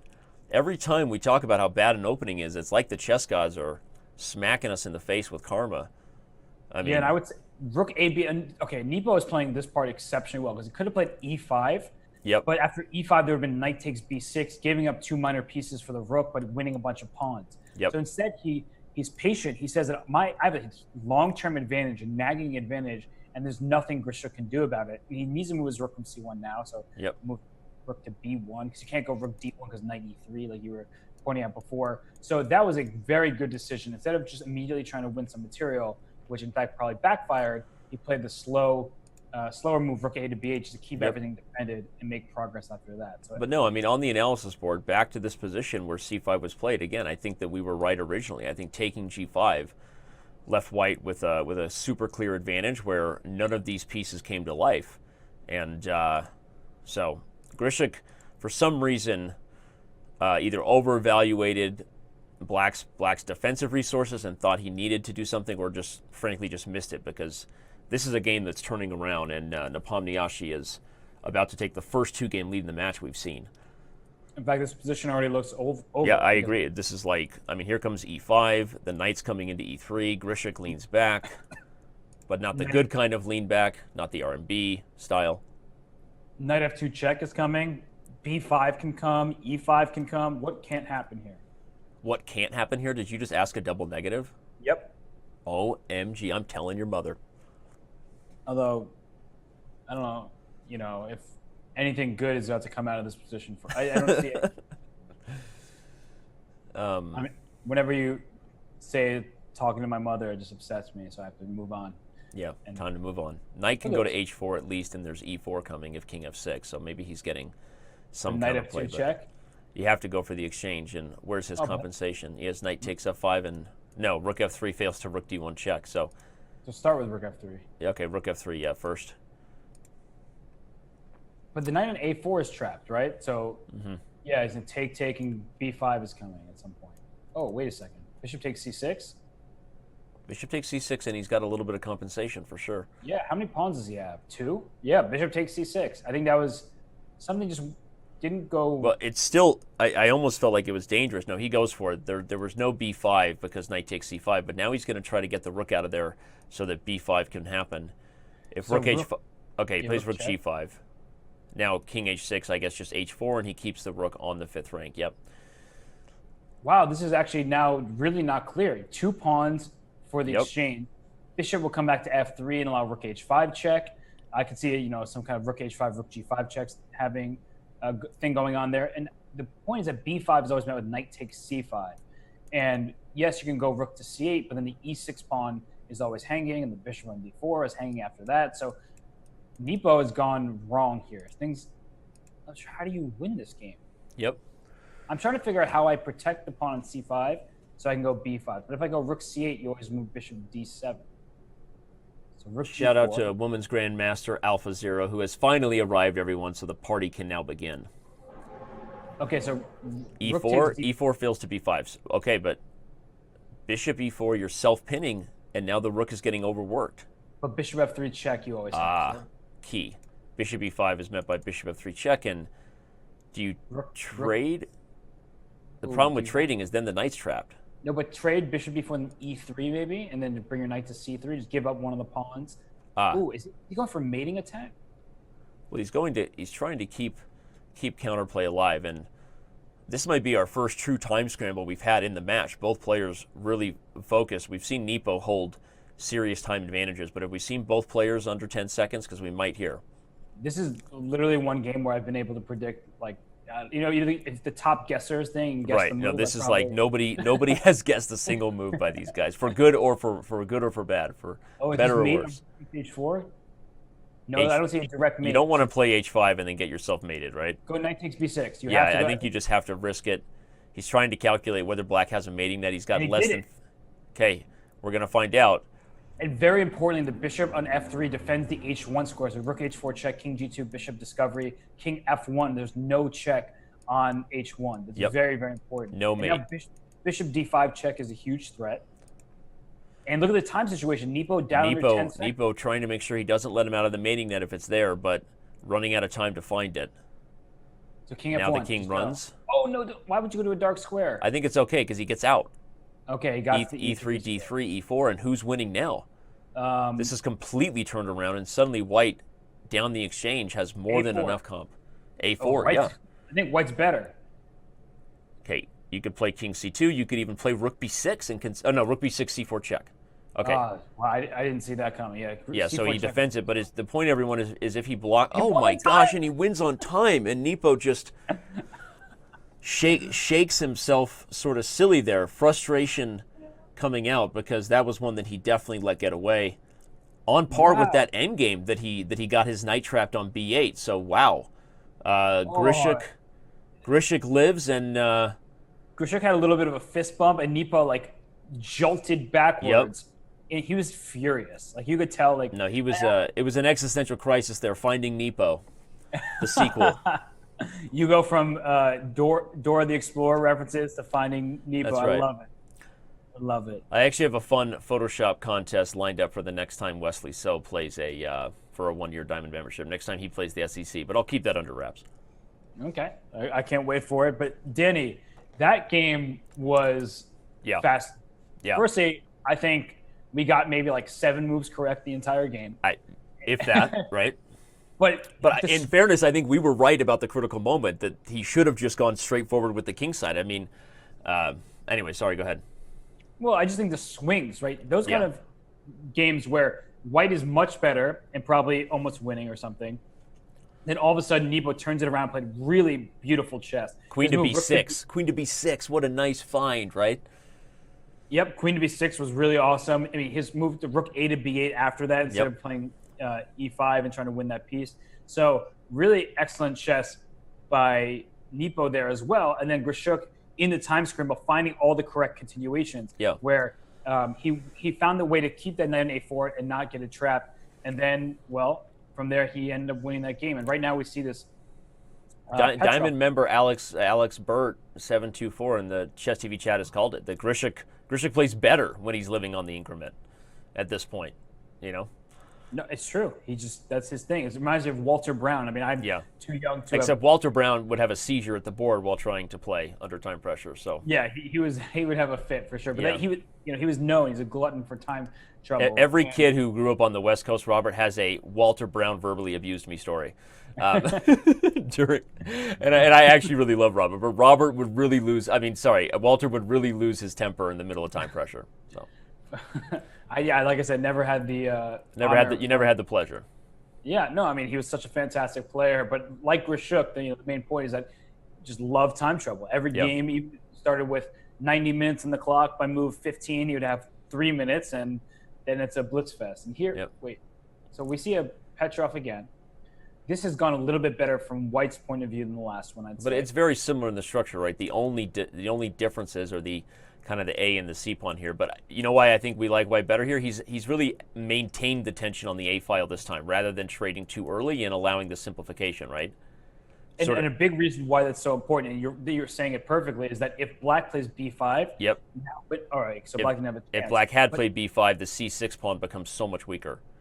And there's A7 pawn that's a potential target to exploit, whereas in the other line, Black could use the open A file once regain it. So here, if I'm Black, I'm saying, well, I have no space, so I want to get my queen out. So queen E4 and queen E6 both come to mind as, whoa, actually, am I blundering my rook on A8?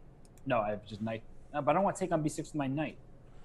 If you take with your knight, you've got split pawns and defending them for the rest of the game. But I still like the fact that White has maintained the tension. And one thing I like about this match so far is we've seen these players not just go back to openings they played before, but really try sort of theme. You know, they're trying to prove themselves. They've tried thematic ways to improve previously, right? We see Nepo going back to a Petrov, but really taking a different approach that I really like here. Now Black really does have issues defending the pawns.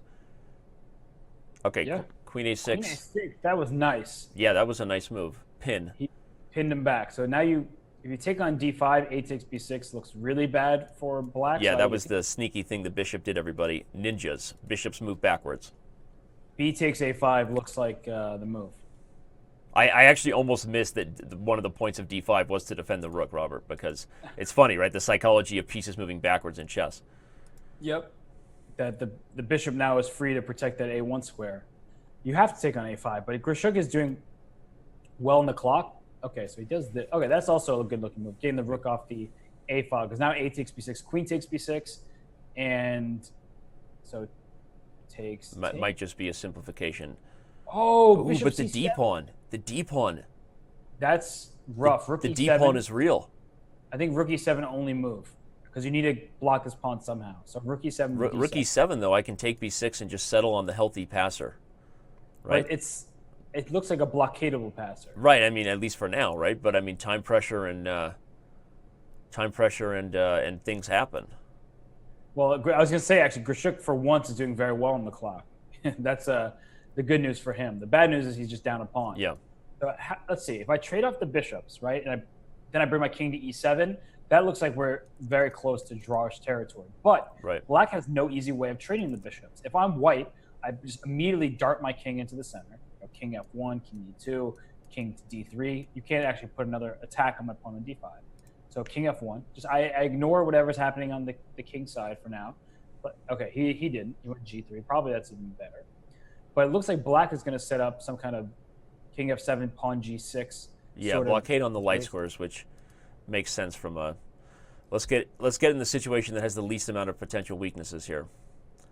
Yeah, but I don't know. Something feels a little bit loose about black's position as well. I agree, but also, highlighting a long-term feature is this rook is in the exact opposite type position where you try to draw these endgames, right? The rook is stuck in front of the d pawn, which limits its mobility, and that makes plans like king c4, maybe king b5, and king c6. In fact, if I get the king to c4, I could even offer a trade of bishops, because that might be a rook ending that you really struggle with, the rook being so passive in front of the pawn.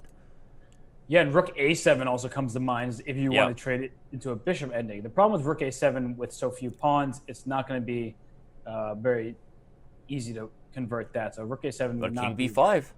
Yep, your king idea b5, the pressure. Officially, this will be the last game in the 5-minute portion. Stick around, of course. After a very, very small break, we'll have 3-minute chess, and the action only gets more exciting.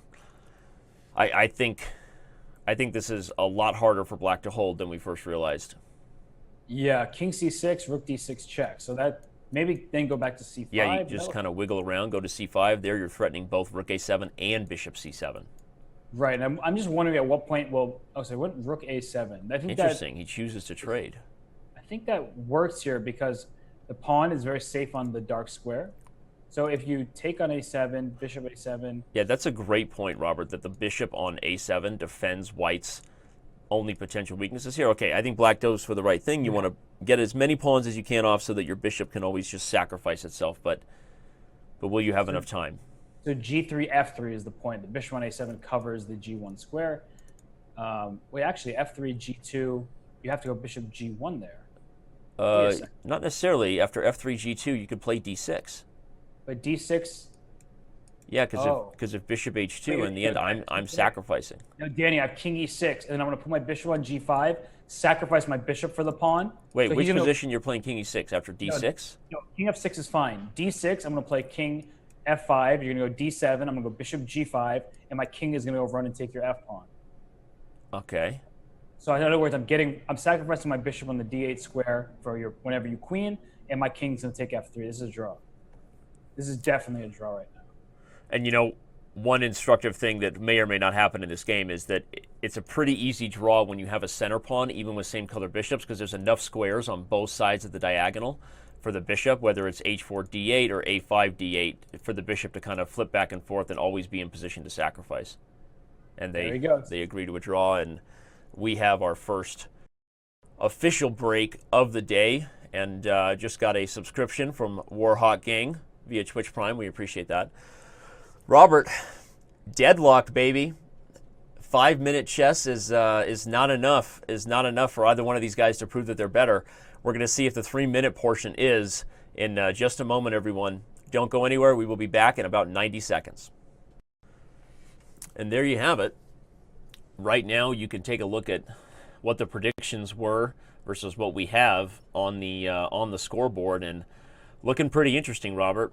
These guys were ranked just about dead even in the 5-minute portion, dead even in the 3-minute portion, and perhaps a slight edge according to what we maybe think based on these guys' history. But at this point, this is a complete coin flip, which is exactly what the doctor ordered. And remind everybody who may or may not just be joining us, this is the 2018 Speed Chess Championship. And Robert, What do you think? Faster time control. Does that make Grischuk play a little faster, or are we going to start to see the fact that he's been down on time most every game start to come back to bite him? I think he'll be more quickly in the quicker time control. As mentioned, he is 3-2 lifetime in the Speed Chess Championship. He's only lost to Magnus Carlsen twice. So it's very clear that he's been able to hold his own against players like Levon Aronian and many others who have come his way. But Nepo playing very quickly. His tactics have been really flaring. I mean, very good tactical vision by Nepo thus far, even in some tough positions. And he did eventually lose that Dutch game, for example, but he was playing perfectly for a series of moves.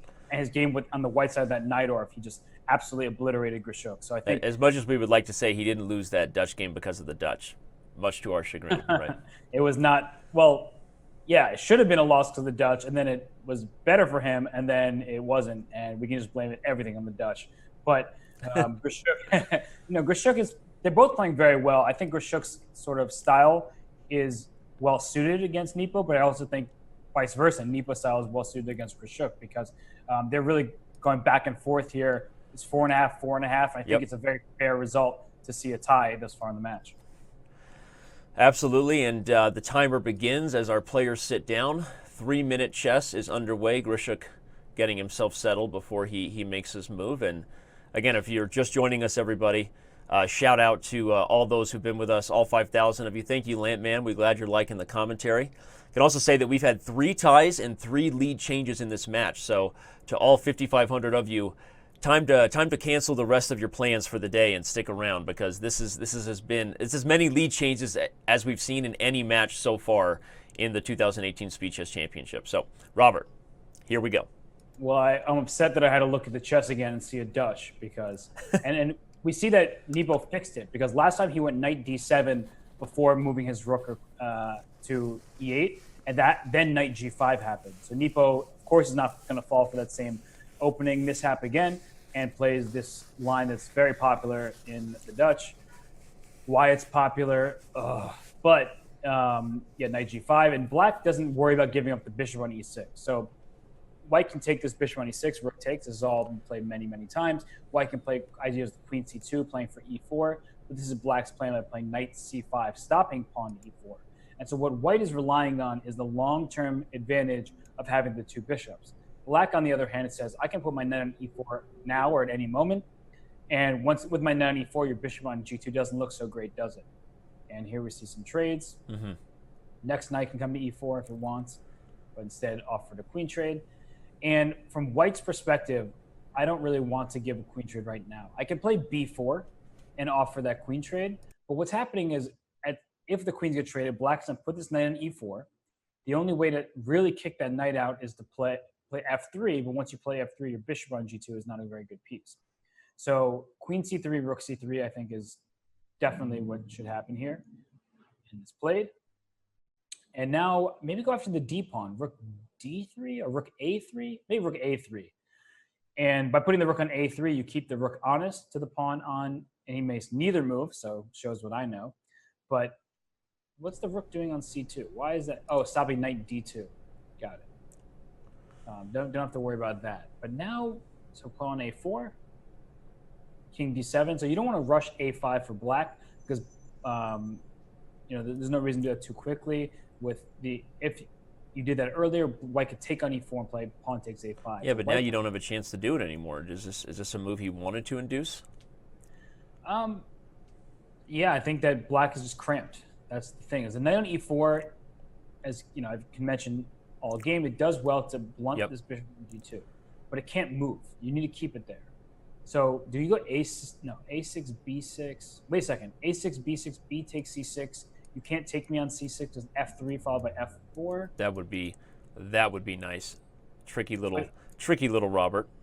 But after a6, b6, b takes c6, you probably just leave the pawn there. So yeah, I mean, even moves like rook to c5 are probably just fine because hard to imagine black being worse in an endgame like this with that knight on e4.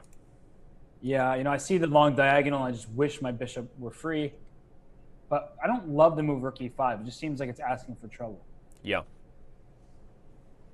So rook b2. So you have to go protect your b7 square. Knight c5, then a6 looks pretty powerful. So you can't move the knight.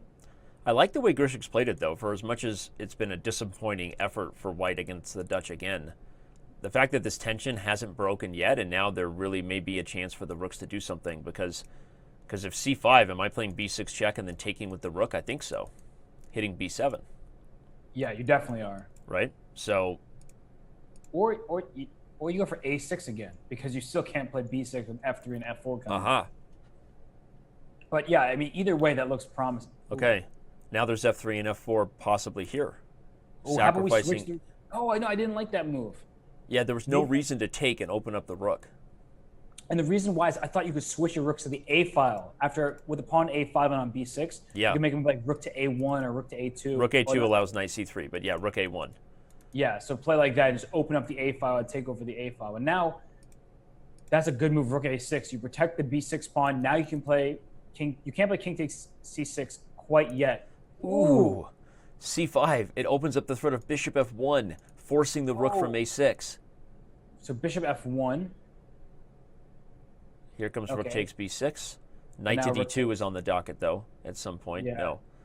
So that was sneaky looking, but unfortunately, it didn't really just a fancy trade, and probably this game peters out to a draw. In fact, these guys are countrymen, and they decide, let's fight another day.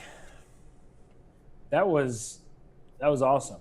I mean, c5 caught me so off guard. It wasn't even on my radar, and well, it happened in that case just to lead directly to a draw. But very nice vision by Grischuk to even see that as an option. Yep. Shout out to Anna Rudolph showing up in the Twitch chat. We love you, Anna. Giving the show some time here. You're streaming tonight after the SCC. That's what I'm talking about. Let's go. Let's go all night. Twitch party for chess. And so we just saw another Dutch, and now we see another one of these Spanish anti-Berlin positions. And okay, this has gone better for Black than in previous iterations because you haven't gone a6, which actually weakened the protection of your bishop on b6. So a6 seemed unnecessary, and in fact, it wasn't played in this one. And wait a second, isn't d5 hanging? No. What am I talking about? No. The e1's protected. I was like, wait, isn't there just the rook hanging on e1? But no, ignore me. Hey, I blunder. You know what? I know you did that on purpose just to make me feel like I'm not the only one who blunders, and I love you for it. No, I completely made a blunder. Robert, I'm trying to give you a compliment that this show survives under the thought that you are a perfect chess god, and I'm just here for, I mean, it's funny, I just sometimes just miss the obvious. Yep, we all do. That piece is protected, so don't do it. Yep. Wait, actually, now that I look at it again, that might have been good. Yeah, I was just about to say, we're just sitting here joking. So if knight takes d5, pawn takes, rook takes e1, knight takes e1, queen to f6 forks the rook on a1 and the pawn on f2. I would love to say I saw that the entire time. You know what's hilarious? Is the whole time you and I were sitting here making this joke, I was also thinking about it in my head. That's what chess players do, right? And then I'm pretty sure this would have just been completely winning for Black. That's hilarious. I stumbled into it by by blundering, and it led to fun. And here comes knight takes d5 anyway. I love that you and I were both doing that because that's such a chess player thing to do. We're having a conversation while sort of doing the variations in our head, and we both realized that it was just it was winning for Black. Look at you, Robert. Accidentally brilliant. You're brilliant even when it's an accident. Oh, thank you. That's so sweet. That was a complete. I mean, I'm just sitting here like, wow, I'm calling myself stupid. And then all of a sudden, I'm like, wait a second. No, I know. I was looking at it too, and I was like, wait a second. So, and by the way, I when I did on the analysis board, the evaluation agreed. You were right. It was winning for Black. Wow. So that's hilarious. That's lucky. But now this is also, isn't Black just up a pawn? Yeah, he stole the pawn like a thief in the night, and this is the first time we've seen Grischuk get an advantage with Black, to my recollection in the match. I mean, this is and the clock. Look at the clock. And on the clock. So. This has been quite the opposite. 94 is just winning here, right?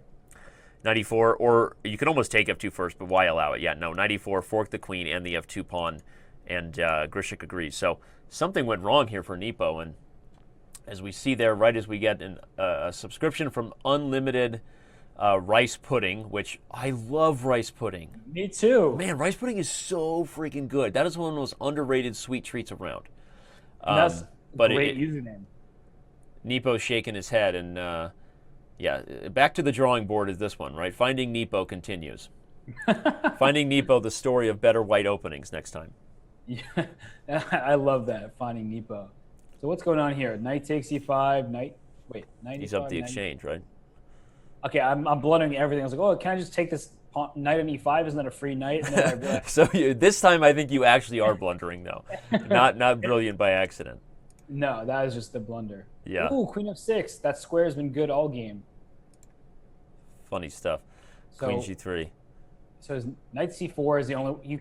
To make a knight discovery, you need to protect Yep. your bishop on b2. Yep. But knight c4 is not really intimidating because there's queen g6. So But that you could play a move like bishop g6 here or something, right? Just to say simple chess, no tactics on g7 for you. Yeah. So bishop g6 is fine. Well, I was gonna say if there's no good knight discovery, yeah, rook d8 also makes. Yeah, and knight c4 is you can just use the g6 square for the queen and should be pretty strong. So knight c4 here, queen takes f2 check would be good. So you have to take on d8 first if we're gonna do something like that. But no, but it seems like the tricks are running out. rook d2, do it. Rook d2, yeah, that looks pretty straightforward.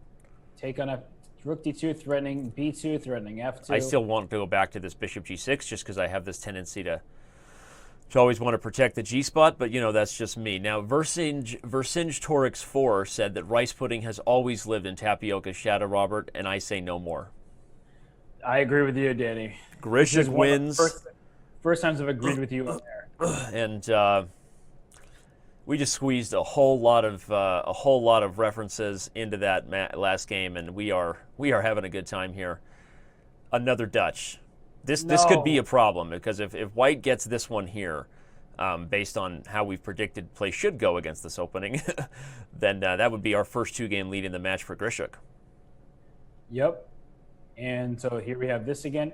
I don't think Nepo was unhappy with the position he got last time with the Dutch. I actually thought he played it very well. It was standard. Yeah. But I do think that Grischuk will change it up this game because, of course, he didn't get what he wants. He plays b4 early this time. And the good thing about playing b4 like this is you don't allow knight f to e4. You only allow knight c to e4. And there's a vital difference that the bishops don't get traded right away. So here, queen c2 can be played. You can kind of gain a tempo in a sense where, in order for black to accomplish this bishop trade, you need to first go knight takes c3 and then bring your other knight to e4, which is taking an extra move. So we're getting close to a type of position that was just like the last endgame we saw, right? Yeah. And if I'm white here, I might even consider playing knight e2, saying knights are stepping on each other, and there it goes. And, well, knight f4 is a huge threat to win the g6 and you know what that is? That's a huge, even though this doesn't seem like a position where white has more space, this reminds me of the instructive point you made earlier, which is that with a space advantage here, which white does have with the 2 bishops and the potential of this position being open, you really want to keep the pieces on the board. Don't help your opponent clarify where they need their pieces. Knight e2 is such a strong move from that perspective. Reminds black that he does have to figure out the knights. The d6 pawn is weak, and the f4 square is screaming for the white knight, especially now that g6 is weak.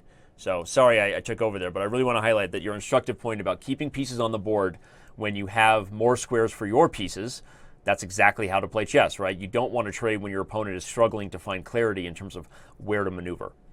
No, that's 100%. You mean, you took the words right out of my mouth. So that's exactly the point. And this knight on f6, where's that going? You're not going knight g4. What is that? That's a sort of a ridiculous move that maybe actually can do it to hit the f2 pawn. Yep. But so now that I say it, maybe it's not so ridiculous. Now knight g4 actually has a clear purpose. In fact, knight g4 looks really good here. Yeah. So I think Grischuk did something a little too slow. Where did he go wrong there? I didn't love b5. Yeah, it almost felt like once you establish the pressure, I mean, I almost would have liked to play h4 and knight f4, and really the thing that's been calling our name is just move the queen to d3 and quickly double rooks on the d file. This d6 pawn is the only real positional weakness on the board that you can target. So, but he hasn't ever gotten any more pressure on d6, and now black may be quickly switching to the h file. Right, so bishop f3 is a good move, and it's necessary. Because you need to get rid of this knight from g4, because queen h6 to h2 was just a direct mating threat. So now Knight e to f6, so king g2 can be played, and that way Yeah. you can bring your rook to h1. And now I think white is totally okay again. For a couple of moves, it looked very shaky there. Oh wait, rook takes e3. Rook takes e3, fork emote. In fact, there's nothing wrong with it because now, unlike the knights stepping on each other's toes, now the fact that they back each other up is key to making the tactic work. There may be something with queen takes d6 at the end of the line, though. It could get real messy. Nope. No, he just immediately plays knight f4. Something tells me, though, Robert, like this could quickly backfire for black because now that black stole this pawn, if the position keeps becoming open, whose king is really in more danger, black or white's?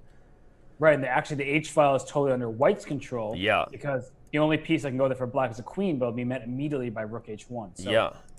No, Nepo's taking his time now, and this is back to what we've seen most of the match, with Grischuk being the first one under time pressure. But a6. Definitely play a6. Very possible that the black king gets in more trouble now, but as the position opens up. Okay, he did that. I really like the move a6 just to undermine the pawn chain, but this also looks pretty good.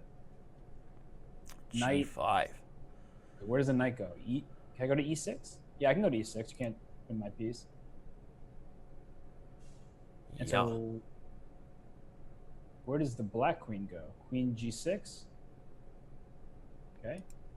So black has no. Look at that move. Rook c to e1. How calm. Yep. Saying that, you know what? I'm just gonna protect my knight. Your knights are stepping on each other's toes once more. If you. You're threatening bishop takes c6. I didn't even think about that. I was like trying to figure out what my threat was, and then. c5 is a nice prophylactic move to protect the queen against any pins there, and also permanently make sure this pawn will remain on c6. That way, even if I don't take it now, it's a weakness forevermore with the light squared bishop.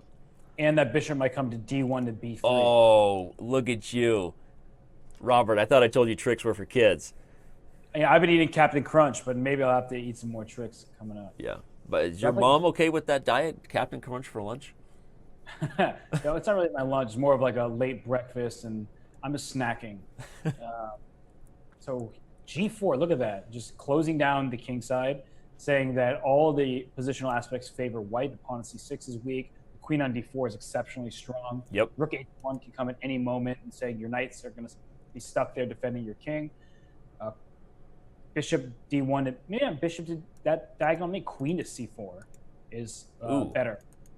Just because you don't allow any knight d5 moves. I don't really want to allow bishop d1. And you keep the bishop poking at c6, which really keeps all of black's rooks tied down.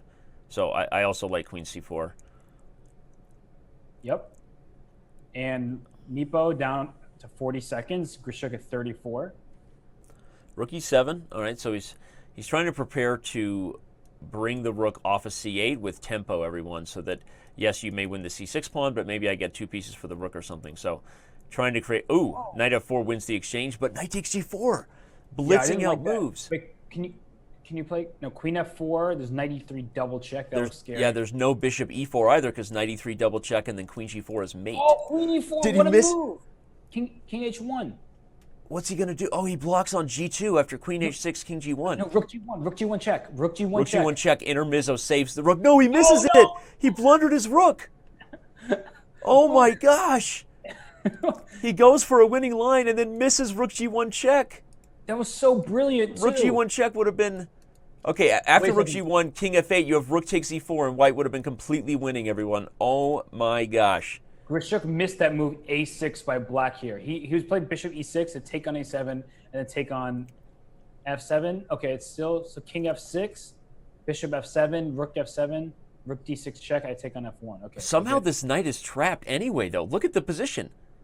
Yeah, take here, and he's going to take on d2. And isn't white better in this ending? White is the only one who can win this rook ending, even after all the blunders. This is ridiculous. Yeah. Rook a8. Oh wait, man. Actually, no, but black... We have to make a note that we have to point out rook g1 in this crazy 3-minute game to Sasha afterward, just to see his reaction.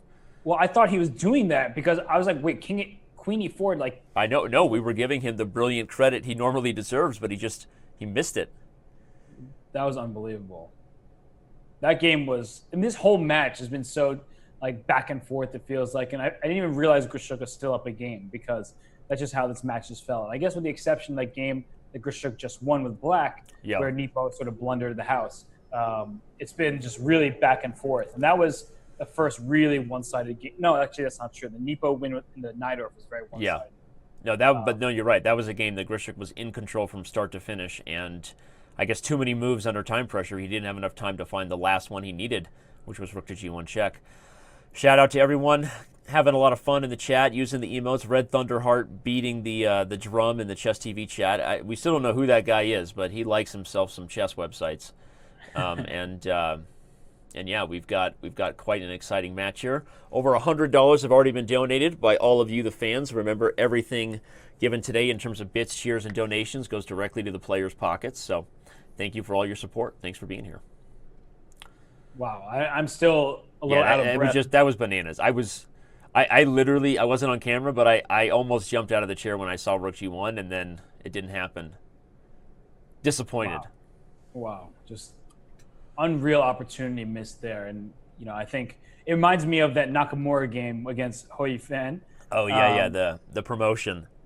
Yeah, when he was shaking his head for the next, 30 seconds, and hilariously you could see his eyes. The difference is you could see, you saw the moment on his face when he realized it in the next game, and I don't know that Grischuk has realized yet that he missed this win. So I like Grischuk's position this game, though. I mean, it's not better, but I think he's totally fine.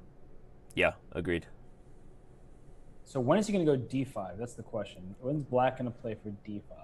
Maybe never. d5 obviously has the downside of loosening the e5 pawn, the protection there. So what is White's threat? Is there a White threat? Should I go rook f7? Okay, he does this. Sitting tight. This is about as boring a game as we've seen these guys play in quite some time. Well, I'm trying to figure out who's going to play d5 or d4 first. I like knight g4, right? You're trying to force open. If Black took on g4, everybody, he would regret it because of g5 and the h-file. So White trying to build up some tension over here on the king side to maybe get an outside chance at an attack. There's also knight h4 coming with other weak squares, right, on g6? Yep. So maybe, as I say, it's boring. Maybe there's some chance for fireworks. Well, I was wondering why Black didn't play rook f7 and rook to f8, but maybe there was some knight h4 stuff, like you mentioned. No, that's a nice idea, right? But yeah, maybe it was knight h4, and then he wants to make sure he can actually guard this light square diagonal with the queen, so the rook on f7 is not ideal. Oh, I love Grischuk's rook c8 move now because he can move his knight. Yeah, and that makes e5 possible. Here comes knight takes. Wait, wasn't there rook takes f3 first instead of knight takes? I mean, I don't know if it matters. But rook takes f3, rook takes, knight takes. Probably still just a fancy trade, but yeah. But why I like that trade is because you have one fewer rook on the board. Yeah. And I think because White has more space and f4, e5 things happen, I think having that trade of rooks might have been a little bit better for Black. I could be wrong. No, I agree. I went through the line at the end. I think Black even puts the queen on e5 with the white queen on f3 and hits b2. So I think that was better for Black. I agree. So here, how does White? So e5, of course, is tempting. Takes, rook takes, and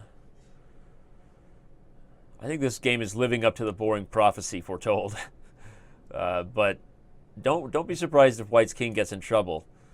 If Black can find a way to keep the pieces on the board and access any of these open files right now controlled by White. Yeah, interesting decision to not trade the queens. I thought he's going to take on f7, play h4, and then play h5, and then king f3 to e4, because White has more space in that endgame. And it reminds me of the ending of MVL and Dominguez, where MVL was black in that game, and he was really playing a great endgame with more space. And so I thought that's what he was going to do. And now he's doing it, but it's not an endgame. It's actually, when the queen on the board, it's harder to make this work, because anytime you go h5, that pawn can become a target, and White's king is not exactly the most safe king. So like c5 here, followed by queen d7 check. Okay, so he went queen d7. That looks pretty good. Wow. And now, just queen d2. I mean, there's no way. Queen d2, king h3. And then. And if you check back, am I going to play f5? Well, I was going to go queen d1. I just go queen h1 check, queen d1 check, and make a draw that way. Maybe now the ladies come off. Although h5 is interesting, because here if you trade queens, your rook is forever stuck to the back rank. That's true. So h5, maybe then he'll go queen d2, queen d1. Okay, so he doesn't go for it, yeah. Queen d2 check and queen d1 coming anyway, although here the queen does guard the h spot. Perhaps b3 is now under attack. Okay, yeah, perhaps we get the queen ending rather than the rook ending we've been predicting. And these guys have taken several draws in these types of positions where they know best play would lead to it, not necessarily trying to flag each other and just looking for the next best game. So I wonder if we'll see the same thing here. Some questions in the chat. Yes, the Title Tuesday will be taking place right after this event today. So the strongest monthly event on the chess web, Chess.com's Title Tuesday, will be happening with Grandmaster Armand Hamilton hosting commentary. So we won't even stop the stream. It'll go right from me and Robert here to Title Tuesday commentary. So that's your Tuesday. First Tuesday of the month. Big Tuesday. Yeah. No, I mean, depending on how exhausted I feel after this match, but you might just throw down. I might. You always play better after watching Grischuk, so. That's true. As long as I'm not playing him, because that's a tough matchup for anybody. But yeah, I mean, Grischuk is awesome. So Grischuk thinking on move 9. Plays Bishop. But okay, we're back to the Grunfeld. Notice that Nepo going away from the Dutch for the first time in 3 games. Going to be a different variation of the Grunfeld than he started the match with. But for those of you just joining us, two of Grischuk's wins coming on the white side of the Grunfeld. So theoretical consistency by both of these players today, kind of poking and prodding. And I'll be excited to see if that makes a difference in the bullet, Robert, where we've seen in matches people go back to an opening that maybe they liked when there's less time on the clock for their opponent, and that can be a huge practical advantage. Well, what is this Grunfeld with knight d7? Like this knight d7, c5, queen a5 stuff? I mean, I don't know. It's consistently a pawn sacrifice for white, whether it be a2 or c3, and then this idea that the center keeps black's pieces at bay, and here comes the attack. I think black's position is absolutely atrocious right now, and knight g5 instead of h4 was one idea to go to e4, but h4, h5, knight g5. White's play speaks for its h5 immediately.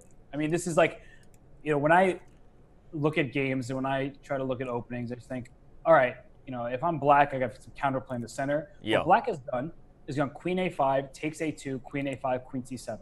Now, if you look at the position, do you even look at the a pawn? I wouldn't even notice that black is up a pawn if I first saw this position. Bishop takes g6 here. The knight takes e6. Doesn't that just win on the spot? I think white's just crushing here. And again, I think that Nepo, despite having survived a few times in these openings, has his work cut out for him. I mean, here you see a piece sacrifice, and for what? The queen comes to h3, and you can't even skewer the d file pieces because they have rook e3. Yeah, this is just very bad. Because now bishop takes g6 is again a threat, with queen h7, knight takes e6 coming. Oh, takes d3, more desperation, but now he's down a rook. How many pieces can you sack to avoid the h-file mate is the question. Grischuk's like totally off camera too. Yeah, I mean, these are the type of positions that I've seen from my childhood, where I was shown games from like Zurich 1953, and it's like, oh, here's what happens when one side gets greedy and the other side gets a free attack. And it's like you almost feel like it's such a one-sided affair where you're like, did two strong grandmasters really play that game? Because this has just been all Grischuk from start to finish, just to have the instruction. Yep. And Andy Lee DMA says, Danny, say it's nasty. It is nasty. It's a nasty attack. Chat's been going wild since I said that the Title Tuesdays are the strongest overall tournament online every month. They are the strongest. Magnus Carlsen has been regularly playing in some of the great events on Lee Chess. Lee Chess events are awesome as well. And Magnus has played both, though, both Title Tuesdays and on Lee Chess. So anyway, stick around, because what matters is, regardless of which top GMs play, the strongest overall tournament undeniably will be taking place right after this event. So. Oh, really? I thought the strongest tournament was the one we're commenting on right now because of Speed Chess Championship. This is the strongest overall average rating. I meant the strongest open tournament to title players every month. Yeah. I agree. And wait. Anyway, but this is a rook, and we're like baseball commentators looking for things to talk about when one team's up by 8 runs. You mean like when the Mets were down to the Nationals like 25-1 the other day, and they were still having to commentate? Yeah. Yep. So I just took a little nibble of some Captain Crunch, trying to figure out what to say here. Hey, get your protein in. So what is Black's idea? Somehow trade the bishops and play rook d2.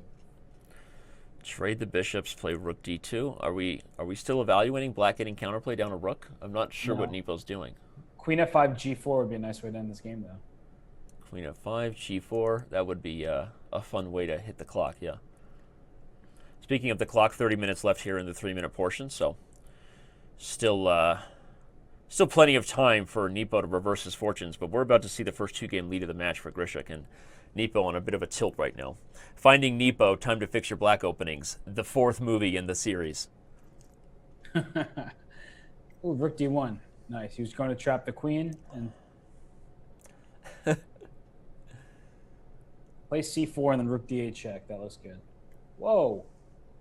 Look at Grischuk, wow. just like finding tactics. Crushing through, though. I mean, 2 games up right now, and this is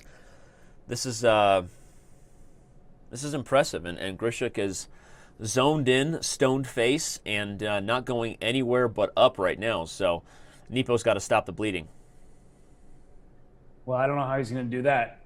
So here he goes with this King's Indian, and he goes with the h3 g4 line. I tend to like that, especially in blitz. It's much more comfortable to have more space in blitz and have your opponent suffer. I love how you just said that. It's much more comfortable to have more space in blitz and let your opponent suffer. I mean, I'm not trying to play a Captain Obvious reference, but you're right. It is. But, I mean, I actually think it's very different than a classical game where sometimes you get frustrated, right? You have more space. Yep. Like, how do I get this land a knockout blow? But okay, from a instructive perspective for the fan, I mean, a lot of times Black's approach in these positions is, yes, you are defending for some time, and White has the pressure. I think we'll see Queen c2 here because a3 might be coming to undermine the knight. But even if White has the pressure, the point, everyone, is that over time you're hoping that these pawns are overextended, and so maybe there's weaknesses on the king's side, right? You hope that you get access points to things like the d4 square. Maybe the e4 pawn becomes weak, which is why White plays f3. So, you're playing sort of the spatial gambit, as they say, when you have this type of position. But you're right. I agree. I prefer White here for sure. But you answered your own point because Queen c2 was met by the g4 pawn hanging, so that's why he played f3. Yep. So somehow we got another $25 donation to the players in the prize fund here. I missed it. Sorry for not thanking you, but there you go. The prize fund continues to grow for these two crushing Russians. So a3, Queen c2. Just take on b2. Danny, your idea is coming to life here. Yeah, a3 was what you expect here for Black, and now h5. So again, like, this is kind of how these positions sort of go, right? Black has less space, and you're going to wiggle for a while. Now maybe you want to try for f6 at some point, or even f5. But this is not how White. I mean, White usually does not allow a3, a takes b2, right? That's just the. No, you're right. You're right. So, I mean, I don't like what Nepo has done, and he might be go. I wonder if he's going to start going on tilt. I just saw someone mention in the chat that Nepo has a history of going on a bit of tilt, and he's only down 2 games, so it's not like that big of a deal. Yeah. Especially doing Bullet as a toss-up, and Nepo is quite a quick player. But right now his position is look at that move by Rook f4, positional chess. Yes, I love that. That is such a brilliant move, and this could be our first real potential tilt of the match, right? Get your tilt emotes ready, because if you see a 3-game lead, that is not what we would have expected at this point. But that has Braunstein written all over it, everyone, and it's a great reminder of Petrosian exchange sacrifice that what matters in chess is truly squares and the initiative, and that's what Black gets by blocking off this bishop. Even if White doesn't take it, Black gets access to the dark squares and access to the king, and just see on the analysis board what would have happened. You're totally willing for something like this when g5 is going to fall. The bishop is open. The e5 square is calling your name. Seriously, That is some instructive stuff. And books are nice. You remember you just called me saying Captain Obvious. Books are nice goes, tough to play against Grischuk when he plays like this. Yes, I agree with that. He's playing super well. But I think Jan has some openings to fix here. I feel like he's, we've been critical of the Black openings despite really mixed results. But here, as White, he didn't get the best out of an opening with a big space advantage, like Robert was saying. But Rook f4, that's an instructive moment to put in your pocket, and that reminds me of a game from Zurich International 1953, this sort of famous exchange sacrifice, very similar on the dark squares by Braunstein in a King's Indian, where White castled long, actually, just to open up the dark square bishop. You remember the game I'm talking about? I think it was Kotov Braunstein. Do you also show that game at that chess camp that you said you Robert, I'm going to put you in timeout if you don't start acknowledging how much you learned from me at that chess camp. I am older than you, young man. Oh, I just love bringing that up. I don't remember anything that you've taught me. So That is not true. I know. Wash your mouth out. Was it Topalov Shirov? Oh my God. That's it. Change the subject. I deserve to have a little bit of fun too, right? Yeah, you do. Hey, I appreciate it. But all right, you know what I really appreciate? How grinded out this game has become for Grischuk. Look for a combination that ends this one in fine fashion. Rook takes a2 and knight takes e4 check. I'm calling it. It doesn't work, but I'm calling it. I was looking, I was like, wait, is that something Rook in the takes air? a2, overwhelms the knight to knight takes e4 check, but after king f1, where's my follow-up? Okay, look for e4, though. I'm calling the tactic. Yeah, and knight g4 is coming, so actually knight c5, is there knight g4 right away? Yeah. Oh, no, knight f6 was just perfect. You're right. Takes, rook g2, he'll give check on h4, and then get back to knights coming in. In fact, now bishop h3 is a threat. Ooh. So Bishop h3, it's coming. I think Grischuk's playing like a perfect game, this one. No, this has been vintage Sasha. Whoa, 96. Wasn't expecting 96, that. he's going to come into f4, reinforce the bishop. D6. Queen e1's mate. Queen takes d6, queen e1 is mate. Yes, I'm like Yaya from the Sandlot, just repeating everything you say. Whatever. The Sandlot, what a flick. Okay, this looks... Okay, c4 falls for d6, but in the end, that's probably not actually what Grischuk wants. Although, okay, let's give credit where credit's due. I feel like we should have been announcing mates there for Grischuk, and somehow Nepo still stands. Yeah, but I don't know how much longer he's going to stand. Wait, does Black only have one pawn? Whoa, I really thought Black was up like 3 pawns, but it's only 1. So there are still chances here for Nepo, that's for sure. So okay, the knight on f4 is super strong. No, I mean he defended really well. He's still worse, but I don't know if he's going to lose this game. I mean, he's definitely worse, but it's only 1 pawn. Now all of a sudden White is getting more activity. Yeah, this is getting much tougher. So Grischuk played the first part of this game so well, and now all of a sudden it looks like Nepo is the clock situation as well. Both sides under time pressure for the first time in a few games. And there's G5. Pawn. Oh, knight back. I wanted to say G5, G4 are going to create some chances against the white king, but Grischuk has other ideas. So can I just push the pawn, sacrifice f3, and keep pushing? I don't know if I think he's going to do it, whether he can do it or not.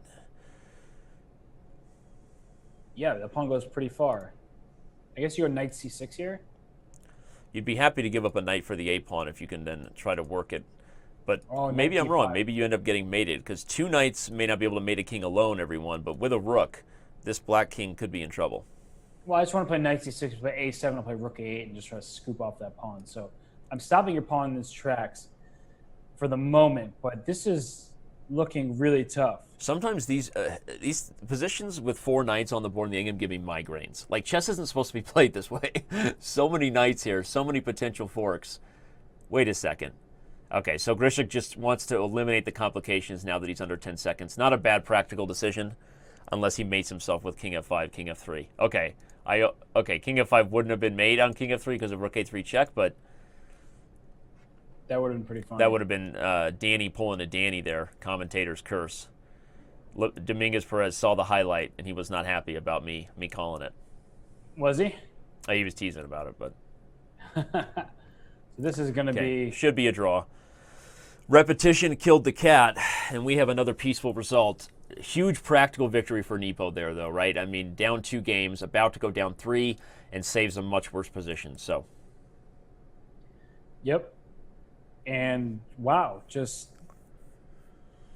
I mean, I don't even know what to say because it looks so one-sided. It looks like it was going to be a brutal finish. And Nepo was a tenacious defender there. Exio Animus says, Grischuk, beautiful, offensive beast. Nepomniachtchi, ferocious defender.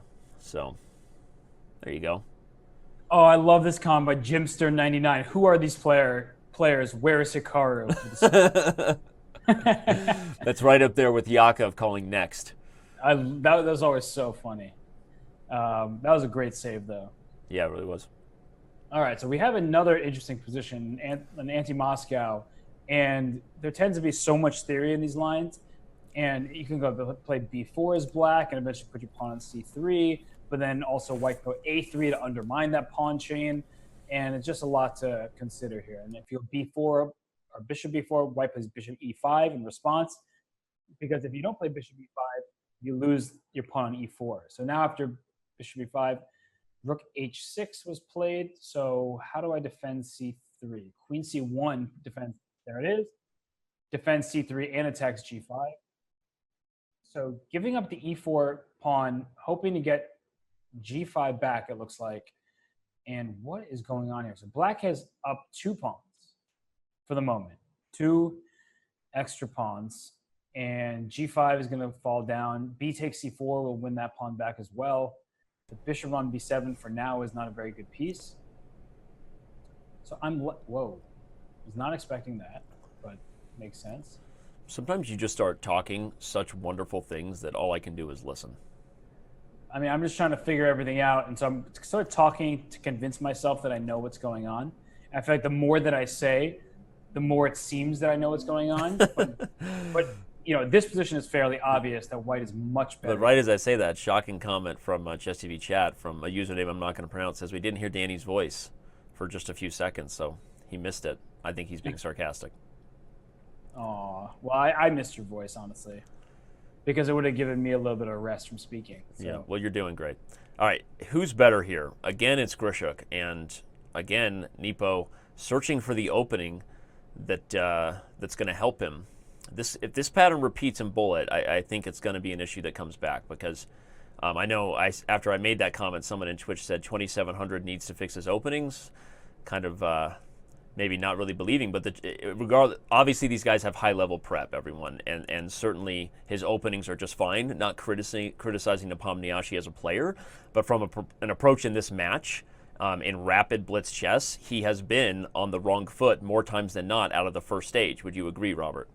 Absolutely, and right now his position is really bad. I mean, he's equal material, right? Do a quick count, 5 pawns each, rook, 2 rooks, bishop, queen. But we've got a fork on e6 and a7 as we speak, right? And then look at this. Even if I don't take this pawn back, look how ugly black's pawn structure. Every pawn is isolated. Queen takes e6 check followed by rook b1 or rook b1 or rook b1 first. I like that even better because now you could take on a7 and you're not worried about the bishop being under fire. Okay, so Nepo stops that, but takes on c4, or do you take b7 and play rook b1 check? I guess you don't get anything, so no. You have so many good moves. Rook d1, rook c1, bishop f3. Yeah, bishop f3 would open up the threat of rook takes b7 and then queen takes c6. Here, in fact, rook. That looks really strong, actually. I wonder if I want to play rook c1 now. Rook d to c1, that just to avoid the exchange?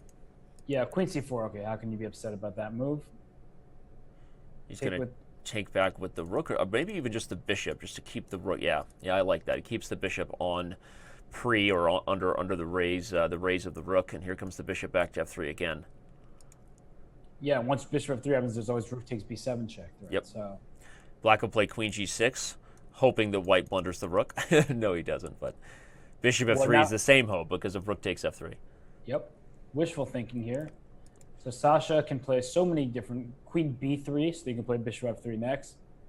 They played it. Yeah, queen b3 is a good prophylaxis too. You just make sure you're not going to blunder any tactics, and you might even be threatening bishop takes h5 now, Robert, because the rook is defended, and that's a third pawn on the king side. Yep. Yeah, bishop takes h5 is a simple threat here.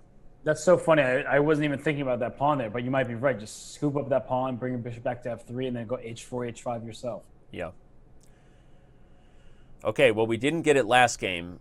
That doesn't mean that the problems aren't persisting for Nepomniachtchi here. 17 minutes left in the 3 minutes, so some time to right the ship, which you don't want this to get into that 4 or 5 game territory, right? If Grischuk wins this game, Robert, 3-game lead is already a lot, and Nepo needs to solve the problems. 3-game lead is humongous, and the way it's been playing, it's clearly, it's just very evident that Grischuk is the one with the upper hand.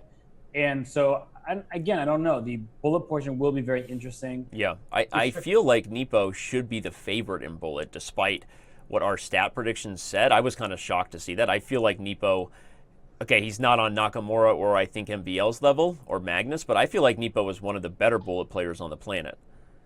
Whereas Grischuk is a very great blitz player, but we'll see how he holds his own in bullet. We'll find out, right? But I feel like Nepo should have the edge in bullet. Well, he's doing more than holding his own right now, and he's a 3-game lead. And, well, Danny, since you think that Nepo is a favorite, what lead, or what deficit, I should say, does Nepo have to have in order to have a chance into the bullet? You're asking me to put on the prediction pants? Yep. Okay, well, I think that it has to stay within 2 games. I feel like 3 games is too much. I'm making the prediction that I think Nepo's the better player, but not by more than 3 games for sure. Yeah. And 3 games is huge. Yeah, 3 games. So I think he's already right there. Right, he's at the ceiling of where you can really properly stage a comeback. And for those who follow Speed Chess Championship history, there have been comebacks as big as 4 games in the bullet portion before. I believe the biggest ever match deficit that ever was a comeback was 5 games, but they weren't actually trailing by 4 games in the bullet. So it is possible, but I would say not likely. And right now, Nepo. Right now it's all Grischuk. It is all Grischuk right now. So. Wait, what? Knight D2, right? Wins an exchange? Wait. Knight D2 is on the board, but there's Queen F5 at the end, maybe? No, then I remove my rook to G6 and your queen's under attack on F5 as well. Yeah, you're right. He goes for it. Rook D2, Bishop D2, Queen F5, Rook G6 defends with tempo. And did Nepo just blunder again? This is like a full tilt if that's the case. Well, I think he's Knight E4, right? The idea was to play Knight D2 to fork your queen and rook, and he moved the other rook to D1, and, well, this is just looking a little bit problematic. I'm going to go emote. I haven't gone emote in a while, Robert. I went emote. Nepo's on tilt. Never go full emote. Whoa, and you and Nathan F314 did it literally. Oh my God, that was a like millisecond after you. That was like milliseconds. There's no way he could have been copying me. Nathan. No. I knew Nathan for You was a great show. Hashtag Nathan Fielder. Maybe that is Nathan Fielder. You wish. You watch Nathan for You? No. Oh, so good. I'm sorry. The kind of cringe-worthy comedy that makes my wife leave the room while I'm cracking up. That's how good it is. Yeah, sounds like us doing commentary together. I get the assist for that insult. All right, Rook F6, Queen H5. What's funny is Nepo does have some outside shots at compensation here. Bishop F4, a very strong move to avoid Bishop E5 and said compensation. But even still, right, this knight on C5 is super strong, an outpost. This is not that easy for black. Oh, not at all, because now, especially after G takes F4, which you had to play because Rook takes F4 would have run into Queen takes H6. So you have a weak pawn structure on the king side. You are not up any pawns. So it's essentially a rook for a knight, but the rooks don't have much activity in the moment. And white currently owns the only open file really on the board, which prevents black from using the power of the rooks, right? Well, King H8 is a very smart move. That's the other open file, so you're right. That's a very strong move. So play C6 here, and then play rook to G8, and just try to get your rook out. The problem with rook E5 is you want to follow it with like Queen H4, Rook H5, right? But you can't while the queen, and so he just backs up. But how's he going to beat Rook G8? Queen F3. So just take on B4. Well, you don't have to, but I take on B4 and then play Bishop F5, right? Just trade off bishops. Simplification. Yeah, this looks... Even with this happening, I still don't think it's so simple, but I would have liked to have avoided trading the bishops. I wish I could play a move like Bishop F1 here, but you probably just take C2, right? Yeah. Or Rook F to G6, right? Like so he has to trade. So now... Okay, never mind. I was going to say, what was Rook F G5, but then F4 is hanging. So, time on the clock tells us that we have probably at least one more 3-minute game after this before the bullet portion commences. So we'll keep our eye on the clock here. So King H7, okay. You could have went Rook F to G5 instead of King H7. The idea is that if you take Knight takes F4, this Rook takes G2 tactically works. But I guess Queen takes F4 was the problem. My comment about putting on the prediction pants has led to quite the interesting direction of the Twitch chat. Not going to comment on that.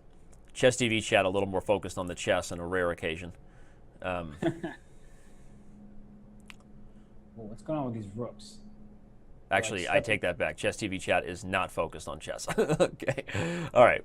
Well, white is still better. I mean, sorry, black is still better, but white is still holding. Everybody protects each other, right? Rook protects the pawn. Pawn protects the knight. Knight protects the pawn. It's like old MacDonald had a farm. Yeah, everything is well defended here. And from what, I don't even see a move for white. King h2 maybe? Just sit tight, right? Sit tight. No, but king h2, rook f to g6 is coming. And once again, knight takes f4, rook takes g2 check. G spot comes back. You are the haunting. This is an issue. You almost want to. I was going to say, can you just dislodge the rooks now? Looks like he's going to try. But f3 is coming. Ooh, f3 now is just winning.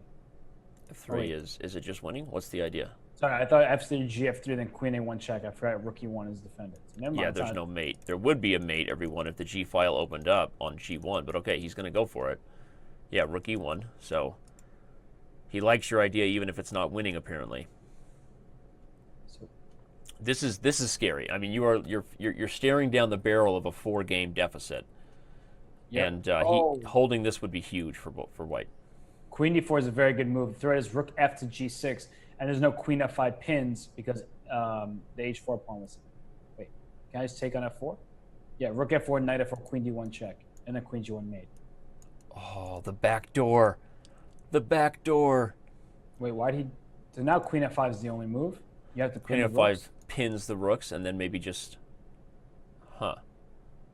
I guess that's also a move. One funny line would be if black traded everything on g2, the 2 rooks for the queen, is maybe white can hold with, again, everybody protecting each other.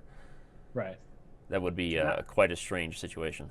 Now that it is like rook g4, take on h4, and Well, now the issue is both sides are going to be under time pressure, so this high-quality affair we've had of black trying to execute an attack on the g-file is going to become a time scramble. Yep. Rook And to now he's going to g1. try triple on the g-file. Queen g6. Yep. There's the triple. And Queen's traded, though, that's fine. and there's no mate. Oh, there is now. Queen takes f5 and rook And then- g3. Ouch, town. Okay. Nepo shrugs it off. He's going to need to brush it off here pretty soon. This is this is Wow. rough to watch. Very Yeah, rough. that to was watch. rough, and this is not how we expected the direction to be going. Wow. And another Grunfeld. And the rook b1 Grunfeld by Grischuk, saying, you're not going to keep your pawn on b7 for too long. If you do something back, it was b6 as a response. And if this is indeed the last game of the 3-minute, which it could be, despite 8 minutes on the clock, remember there's increment, then this is, based on my prediction, must-win territory for Nepomniachtchi at this point. Yeah, I think we have 2 more. Andy Lee, DMA. Danny, we found Nepo. He's in Ouchtown. Oh, man. Nothing like using my own bad puns against me. Touche, Andy Lee. Chess TV chat keeping things real on point here with Harsha707 saying Hikaru is good. Yes, that's Did you not get the sarcasm on that? pretty factual. I'm trying to evaluate that statement for Yeah, attack. it was meant to be met with silence in cricket, so you passed the test. F+. All right. Thank you. Call me So, Jiminy. This is much more traditional Grunfeld, where we have this 2-on-1 potential advantage for black on the queen side, and white's going to try to justify the center majority before the endgame is reached. But we saw this type of structure a lot for those of you who followed the match between MVL and LDP. You down with LDP? LDP. Linear Dominguez. You down? If I say you down with LDP, you're supposed to say, yeah, you know me. You down with LDP? See, I was going to say something. Never mind. I thought you were cool, Robert, but done. Anyway. I am cool, but I'll tell you later. The imbalance, okay, yeah. No, you held back. I appreciate that. The imbalance in the structure is an instructive one, though, because you see this long-term advantage for black trying to outweigh white's initiative in the center, and, the battle that takes place there philosophically is interesting. And this h4 idea is really nice for white because when you own the center and the position is closed, you usually own more access points to a side of the board like this. So white could maybe get away with h4, h5, and I'm not saying he's mating black, but it's definitely an outside shot of some complications for black to deal with on the king side.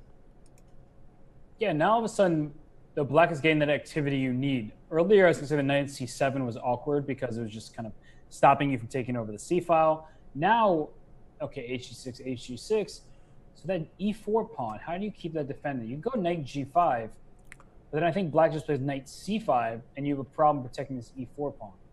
So went e5, so now it's well defended, but is it in danger of being overextended? That's the real concern, is that now the 2-on-1 on the queen side looks very real. Yep. So no, I agree. Queen f1 you have to play, no other moves. Yeah, somehow black's piece is infiltrated behind white's big center. This is about as rare a maneuver that you see in a Grunfeld, but here comes the d pawn. Uh-oh, here comes the h file. Dylan the d pawn versus Harry the h file. So, are you gonna go rook e to h4 and just mate me? No, it doesn't work. Not gonna happen. Not gonna get mated on the h file after g3, queen g2. But the d pawn is overextended, and I'm liking Nepo's chances to strike back here. Yeah, I honestly thought that Grischuk's position earlier was very nice, but then things have gone entirely. But a lot of minors came off the board so early that it was never that ideal Grunfeld he was having in the earlier kind of gambit lines, right? Yeah. And now knight e6 and. Wait. Okay. Wait. Wasn't f4 a move there? Instead of knight e3? Wasn't the rook on e5 stuck protecting the rook on e4? Bueller. I don't know. Looked pretty good. Well, I was just noting that the rooks look kind of awkward. Is he going to take on f2? What is happening here? By the way, is there some crazy line where he can take f2, rook e5, rook e3? If you take e3, I have knight g4, and if you take f2, I take my rook back. Whoa. I know. You just went Keanu Reeves on that. Whoa. To the back cave we go. The analysis board. Look at this line. Knight f2, rook e5, rook e3. If you take here, I take here. If you take here, I have check. And then at the end, I fork everybody. The emotes go wild. No, but there's queen b2 check. I was like, wow, that looks beautiful. Oh, queen b2 check? You Sorry, Dan. Dirty girl. All right, well, I had you at Keanu Reeves. You had me super confused everywhere. I mean, I just wasn't sure what was going on. And yeah, that was a good idea, though. Give you credit for that. Consolation prize. 30 seconds for Grischuk. That's less than a minute, Captain Obvious. Thank you, Dan. It was very instructive. I'm Yogi Berrying this, you know. But can you take on d6? Is that a pawn that can be captured? Risky, right? Knight takes d6, knight c4. But okay, rook h5 is going to force king g1 because you don't want queen h3 with tempo. Still feels like black could muster something against the king here. You got to put the queen on g2, right? Otherwise, queen h3 is... Maybe it's not bananas, actually. Okay, maybe I'm wrong. Well, queen g4 also comes to mind. Queen g2, it looks fine. Goes to g2 anyway. The time pressure combined with threats against the king. That's what Nepo's hoping for. Queen b5, rook d1. Knight h3 check. Knight, there's no king f1. Oh, I missed it. It guards the f1 square. Holy bleep. Wait. Oh, no, man, but it's not over yet. But that was super nice right there. But queen b1 takes a2. Wow, that was a nice game. And in time to get one more 3-minute one in. Looks like Nepo very aware of the total match clock is asking us on our Zoom call here. But I believe there is one more.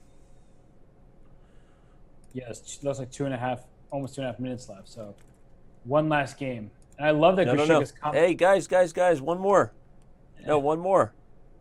They're both leaving. We're going to have to abort the game. That's hilarious. This is hilarious. Both players decided that it was time for a break. You know what? Since they agreed it's a break, maybe we should just take a break. At this point, the total match clock is going to come down to both sides losing, and I know it's rare that I have to step in and pull an audible, but I don't know what to do when both sides leave, and this is leading to a pretty funny moment.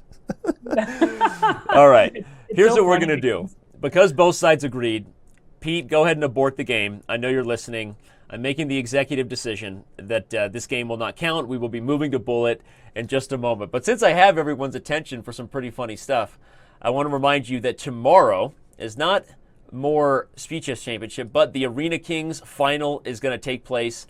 Those are the pairings for those of you who have not followed the biggest thing in streaming chess since the mouse was invented.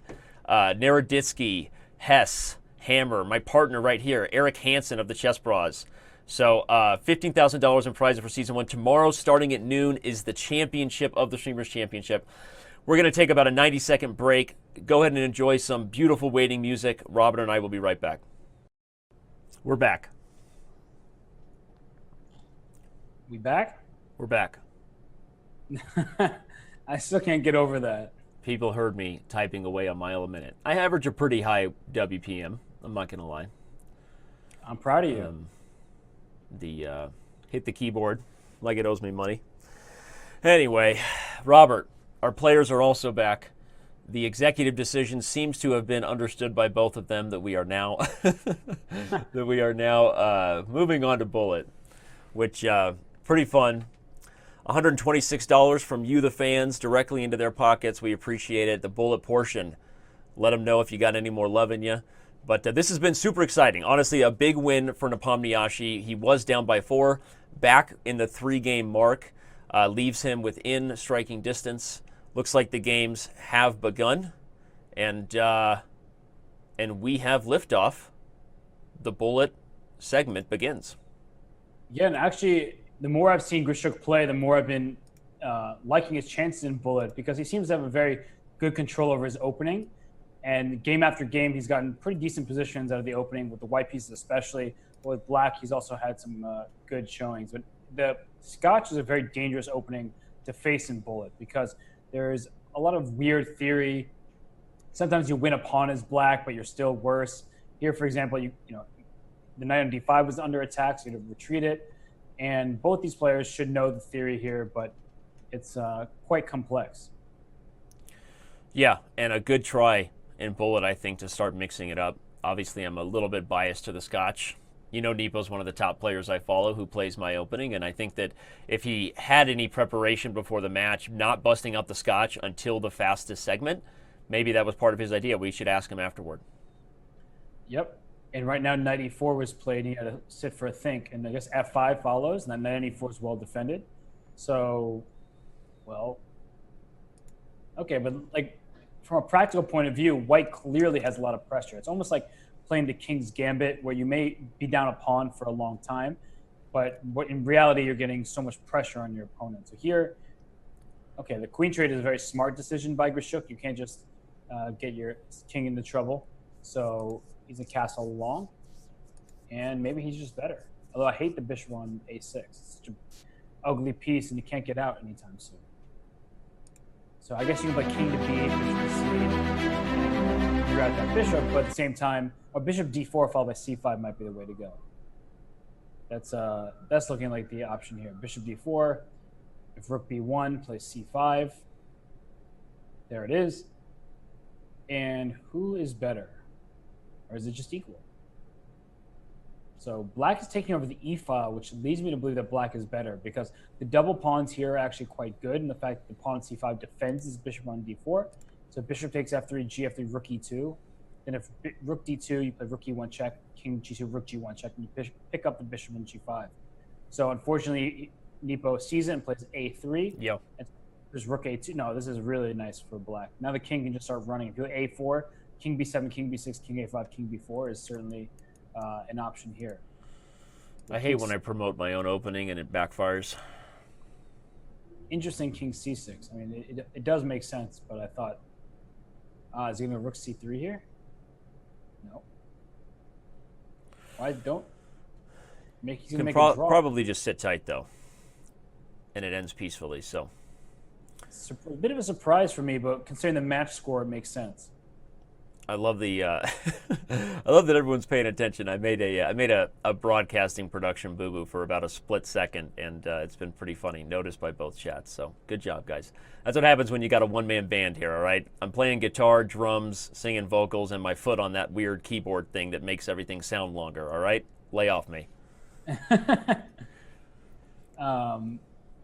Did we see a French? Danny, this is a Oh, French. the first French.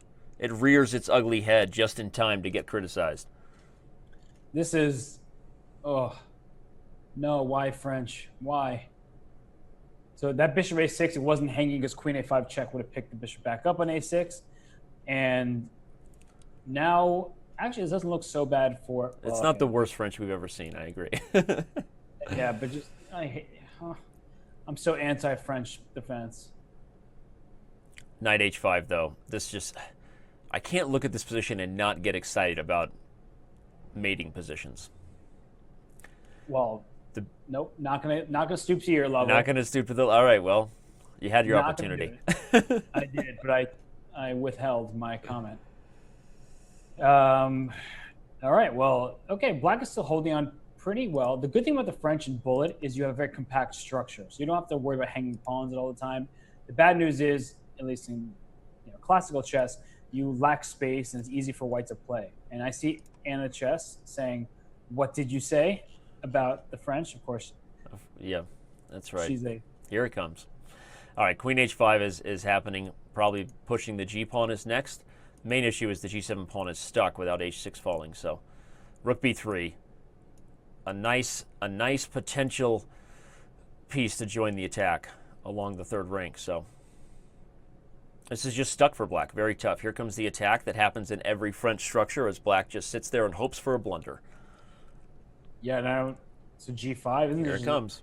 Clean breakthrough, and the knight on h7 is looking great. King h2. Get your king out. There it is. Get the king off the g file. I mean, what can black do here? Oh, Like I said, hope for a blunder. Oh man, you know what would have been so sweet if there was some sort of smothered on g6, but instead of asking my partner for a knight in Bughouse, I'll just play g6 and win a piece. Yep. Nepo frustrated. He shakes his head and moves on. But a 4-game deficit, while has been overcome, he's putting himself in that kind of territory where it's just because players at this level, even though we talk about the format, Robert, where they are sometimes likely to lose a few games in a row because you lose one, the emotions get you, you don't have time for a break like you would in a tournament. But when you're down 4 games, the chances of them losing 4 games, before they sort of gather themselves mentally, emotionally, it's just not very high. So that's why we call it kind of an irreversible deficit, despite the fact that we'll probably see another 10 bullet games. This is just, it's getting too far out of reach for Nepo. Yeah, and Grischuk's also just playing better. So not only is it a big lead, he's the one playing. It's not like he's getting lucky. He's just playing well. So queen g6 here, trade the queens, and we're going to see a better endgame for black. And the bishop will come to f5. You can move your bishop away from b4 and play c5. So bishop e7, for example. Okay, so just one bishop f5 makes sense. Well, somehow something weird is happening, Robert, because we now see that Georg Meyer has joined us in the chat, but I'm not really sure how that's possible, given that he's also standing right next to me. You are a very foolish man. A man walked in, silenced his weapon, and took care of things on the Arena Kings, but then missed the championship, despite all the hard work to have a fat head ready for the Arena Kings Championship. Georg Meyer traveling, unfortunately. But meet George Gruber. I don't think he watched the show yesterday, so I had to show him the latest fathead to join Magnus, Hikaru, and MVL. Just hanging out in the office. It's a party here. Yeah, that's amazing. So, Hans Meyer. Hans Meyer. I like that. That's awesome. Hans Meyer or George Gruber? Which one's better? We'll let Georg choose in the chat. Well, you like the alliteration, but Hans Meyer sounds pretty pretty good to me. All right, so what's going on in this end game? So c5, okay. So that's a pass d pawn, but it's not going very far. Yeah, this feels like Nepo should have a chance. Knight d2, knight e4. Whoa, b4. b4. What's the idea? Too soon. Rook takes a4. He's hoping for mating nets. Rook takes, rook b8. No, but there's nothing to it. It was too soon. It's all happening so fast. Summer lovin'. Have me a blast. Georg confirms that George Gruber is just fine. Okay. Well, you know what Georg also said? He was playing e4, e5 Yep. today. So he's avoiding that French. Yep. The French doesn't love me anymore. That's real sad for Anna. Anna's heart breaks. One of the last men standing. Where have all the good men gone, right, Anna? You know, you need a hero. Was that a Paula Cole song? Like, where have all the cowboys gone? Where have all the Frenchmen gone? Any Hooters. Well, okay, seriously, right now, 4 games. Focus on the chess. We've got about, what do we got here? We've got about 20 minutes left for Nepo to stage a comeback, so it starts now. I don't know if it's going to start when isn't he down a pawn? And it's going to be a hard pawn to regain because it's well protected in the e5 square. So about that comeback, Yeah. not seeing it. Really not seeing it happen right now. No, I agree, and there just hasn't been enough diversity too, and trying to find new ways to beat Grischuk. So, Ooh, knight g5 coming for the f7 square. yeah. Okay, So what's time to the grab the deal? d file. Unless bishop c5 is something. No, nothing. h4, h5. Oh man, can you imagine knight h8, bishop h7 mate? And the That crowd would goes be- wild. And the problem is you also can't go h6 because knight takes f7 happens. The problem is it's actually very hard to stop the threat of h5, knight h8, and bishop h7 mate. Now Knight here takes comes knight f7. takes f7. Whoa, Ooh, intermezzo. knight takes d8. Knight Keep takes taking. d8, knight takes f5, Knight takes c6. Things are hanging everywhere. knight takes c6 with tempo on the rook. I like it. So bishop. Okay. Grischuk bishop backs c3. up. That knight on h4 has many squares to go to. Yeah, I mean, there may even be just a threat of rook f4. Okay, g5 saves it, but Rook g3 f4. if you want. Yeah, g3. Yep. Yeah, just play g3 and force the trade on f5. Yeah, he likes it. So what's white up? 2 pawns now? Yep. 2 pawns, double rooks on the f-file. No, try to simplify and undouble your own pawns. When you're up 4 games in the match, you just really need not to lose. Yeah. Winning, he should play for win. He's up 2 pawns, but Well, I think the big issue for Nepo is you're almost in the territory where you should resign this game, right? I mean, there's a very good chance that you defend this game for another minute and a half, 2 minutes on the total game clock and lose anyway. Yep. Right? And that's a serious problem. I mean, here, king f3, g4, these moves just sort of play themselves. Danny, doggo, woof, woof has been hurting my feelings in the chat. I'm sorry. He wants to mute me and not you. Is what He's he been said. kind of mean all day, so I'm not sure what to say. All right, b6, here comes b5. We're going to trade and put the rook on d5. Everything on the light squares makes this dark square bishop a dull boy. I know you get that reference. Sorry, I was looking at the board and not listening to you talking. The horror movie buff you are. But wait, what did you say? I didn't hear it. I said pawns. I said every piece on light squares makes the dark square bishop a dull boy. You're a good one, Danny.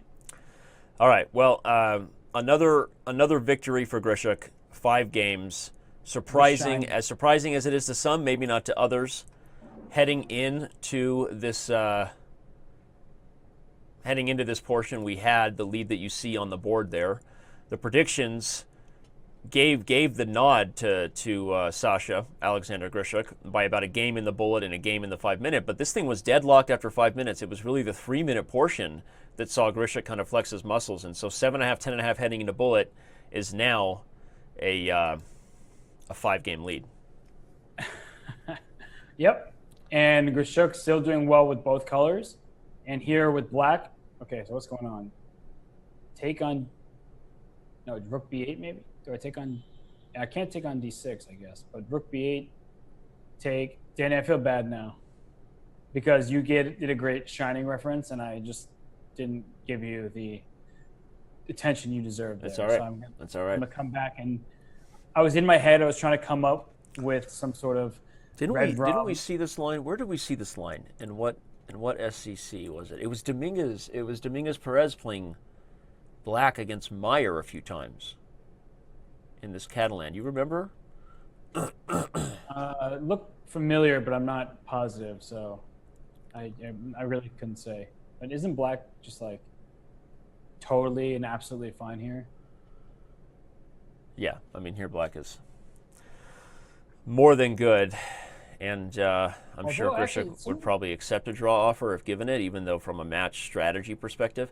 Although you remember, of all the top players we talked to, Grischuk is the one who most openly said, that he really thought out the match time control strategy last year and was trying to get things into the bullet. You remember that? yeah.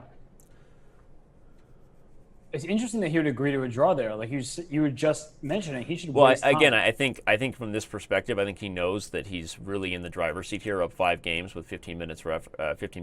But I was surprised by it too. Okay, but here he's just. I mean, this is just bad chess for black. These positions are just.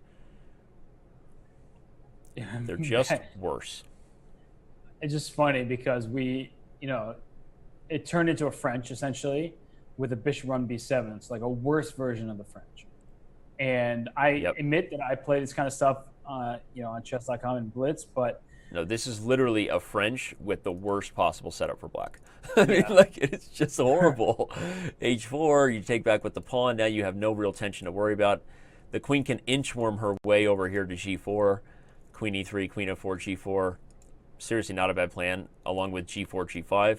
Okay, he plays bishop here. He's probably going to flip a battery and maybe go to h6 with a sack. And by the way, Robert, how does black stop queen d2 and bishop takes h6? Like without playing a move like f5 and completely destroying the structure. Yep. There's no way to stop it. That's how bad this closed position is. That you can't even deal with this threat on h6. Do you have to play h5 here? Oh. There you go. Well, it's the only way to do it. You have to change the structure and willingly take on this backward Peshka.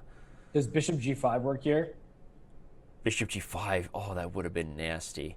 Just take with the h pawn. Now queen g3 you can flip over. Although you don't want to hang d4. Again? Okay, bishop but he agrees that it's just fine. What happens on knight d4? I saw queen g3 first and then saw knight d4 and said don't do it. But then he went for it. Commentator's curse. He read Danny's mind and now he regrets it.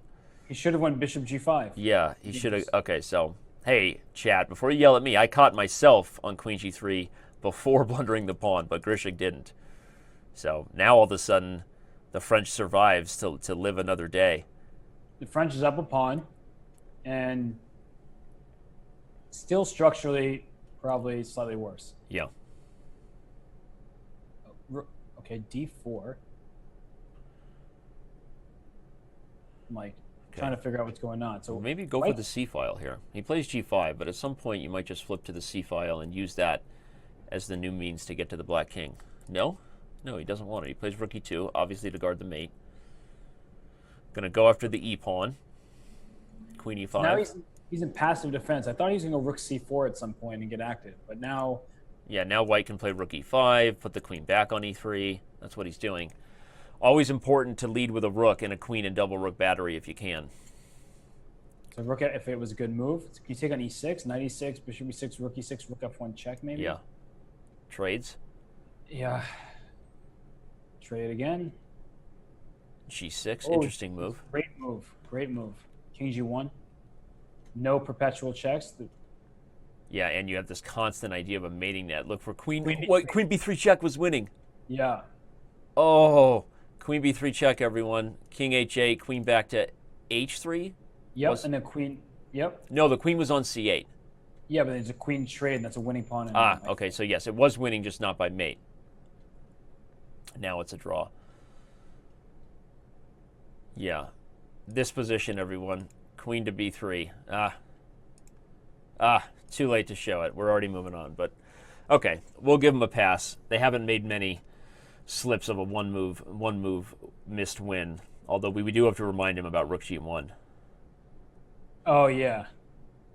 Oh, yeah. I don't even know how to jog his memory of the game, though, how to describe it. But 6,000 of you with us here. Thank you for tuning in. Reminder, right after this will be the Title Tuesday, coming up with Grandmaster Ramon Hamilton hosting commentary. You don't have to go anywhere, right here at twitch.tv/chess and chess.com TV. In fact, if you go anywhere, I will find you. Oh, man. So it's a 5-game lead, right? Yep. With 12 minutes left. And a half minutes.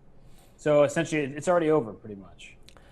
It's getting there. Yeah, I mean, and what's interesting is in this bullet portion, it wasn't like it was over and he missed a couple chances to stage a comeback. I can't think of a game where the result happened that wasn't meant to happen at this point. Grischuk is in control.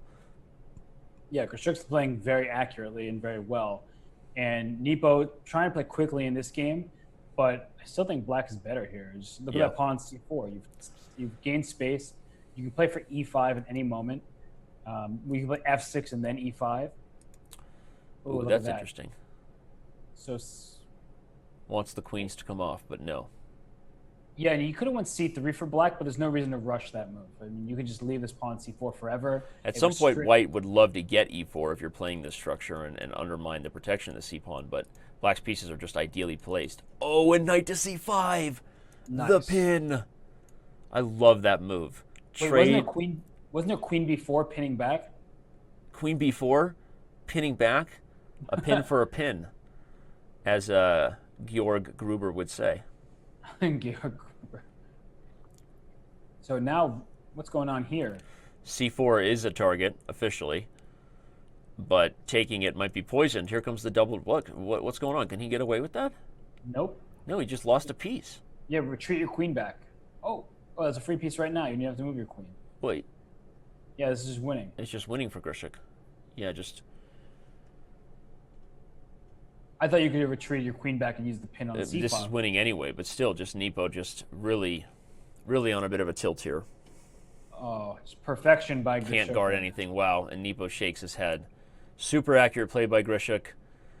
A very frustrated Nepomniachtchi. I love that comment. Maybe Danny can jinx this match into a playoff. I'll try hard. That would be awesome. At this point, it's all over. Grischuk wins. Yeah, so, Grischuk is really dominating. I will go out on the limb to jinx it. So I used to play this as black. It's kind of suspicious, but also, can be interesting if your opponent doesn't know what they're doing. But this looks quite nice for white. Almost full bullet openings here.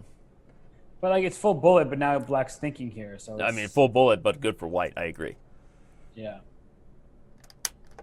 But usually you're castled before doing this for black. That way you don't trade off the rooks on the knight g5, use e6 maybe. Yeah, knight. You can just take on f5 as well. There he does it.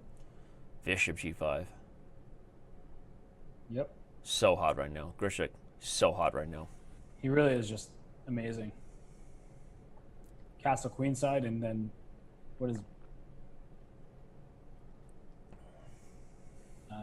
G something? G4, G3?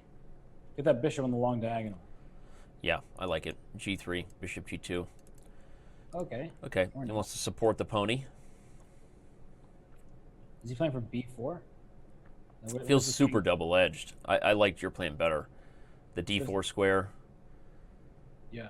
Feels a little flimsy here. I wondered if there was a move like Queen G7 there by black, get the battery going. But okay, nothing yet. So probably C5 is a big threat. If you put the other knight on C6, there's knight C5, yeah. Yeah, and C5 as well. White can play C. Yep, there's C5. A6 is hanging.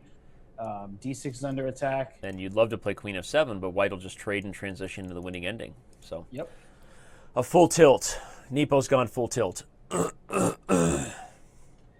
he resigned. Wow. Well, a frustrated Nepomniachtchi, obviously not going to be as good of a year for him this year as he had in the Speeches Championship last year. For those who remember, he lost to Karyakin, but started off very well.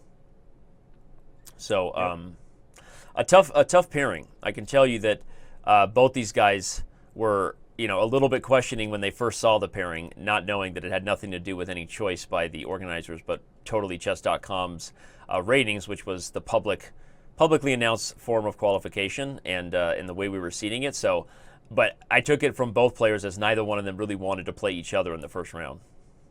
Nope, and I don't think either one wanted to see Karyakin as their next round opponent either. Yeah, which is true. Somehow the Russian side of the bracket is very stacked, but that's it.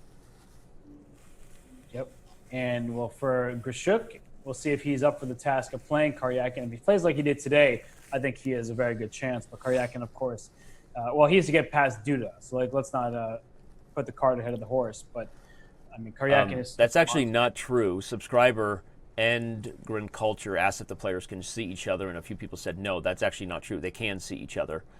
We are in a group call, which is a service that Chess.com subscribes to, much more stable when compared to Skype or other types of group video calls. So they can see each other and chat with each other directly in a private group that we have going, and so that's actually not true. Players can see each other. Yep. Me, Robert, and the players sitting in a tree, streaming Chess.com. Danny, I was going to ask you about those triple G pawns right now. Pass. They're not the prettiest pawns, but E4 is falling next. I mean, Danny, didn't Nepo go on full tilt last year against Karyakin? In the end, he did, yeah. Well, it was so interesting because the style there was like, Karyakin just made it completely, a very technical, very strangling positional style of chess, and I think Nepo just got frustrated by the end. Here, there was, a lot of chances from Nepo all day, but just tactically seemed to be a small step behind Grischuk, and honestly, some of those time scrambles where Grischuk held on and won games that he shouldn't have won, I think they were kind of backbreakers for Nepo, right? There was that Endgame that he blew with the knight getting trapped. There was the game where he was, what was the game where he was just winning in the Dutch, right? But then Grischuk came back and won down the exchange. Yeah, and and he lost in time that game. And there was also the game. Well, what's happening in this one? Speaking of coming back, didn't Black just lose a piece? But there's another game that I was thinking about. Now I forgot because I saw a problem. So in this one, White's up a piece, and 25 seconds left. But with just over 5 minutes remaining in this match for Grischuk, you might as well play the checkmate. Also, it doesn't actually appear that easy to win with those double G pawns defending the king. So for now, we'll just be maneuvering back and forth with the queens, avoiding queen trades for Black, trying to queen trade for White. So bishop c4, there it is. Queen h8 check, queen takes g7. And all right, we don't have a shutout. Was that the first win? No, the second win, I guess, for Nepo and Bullet. So yeah, it's been very one-sided though in this segment.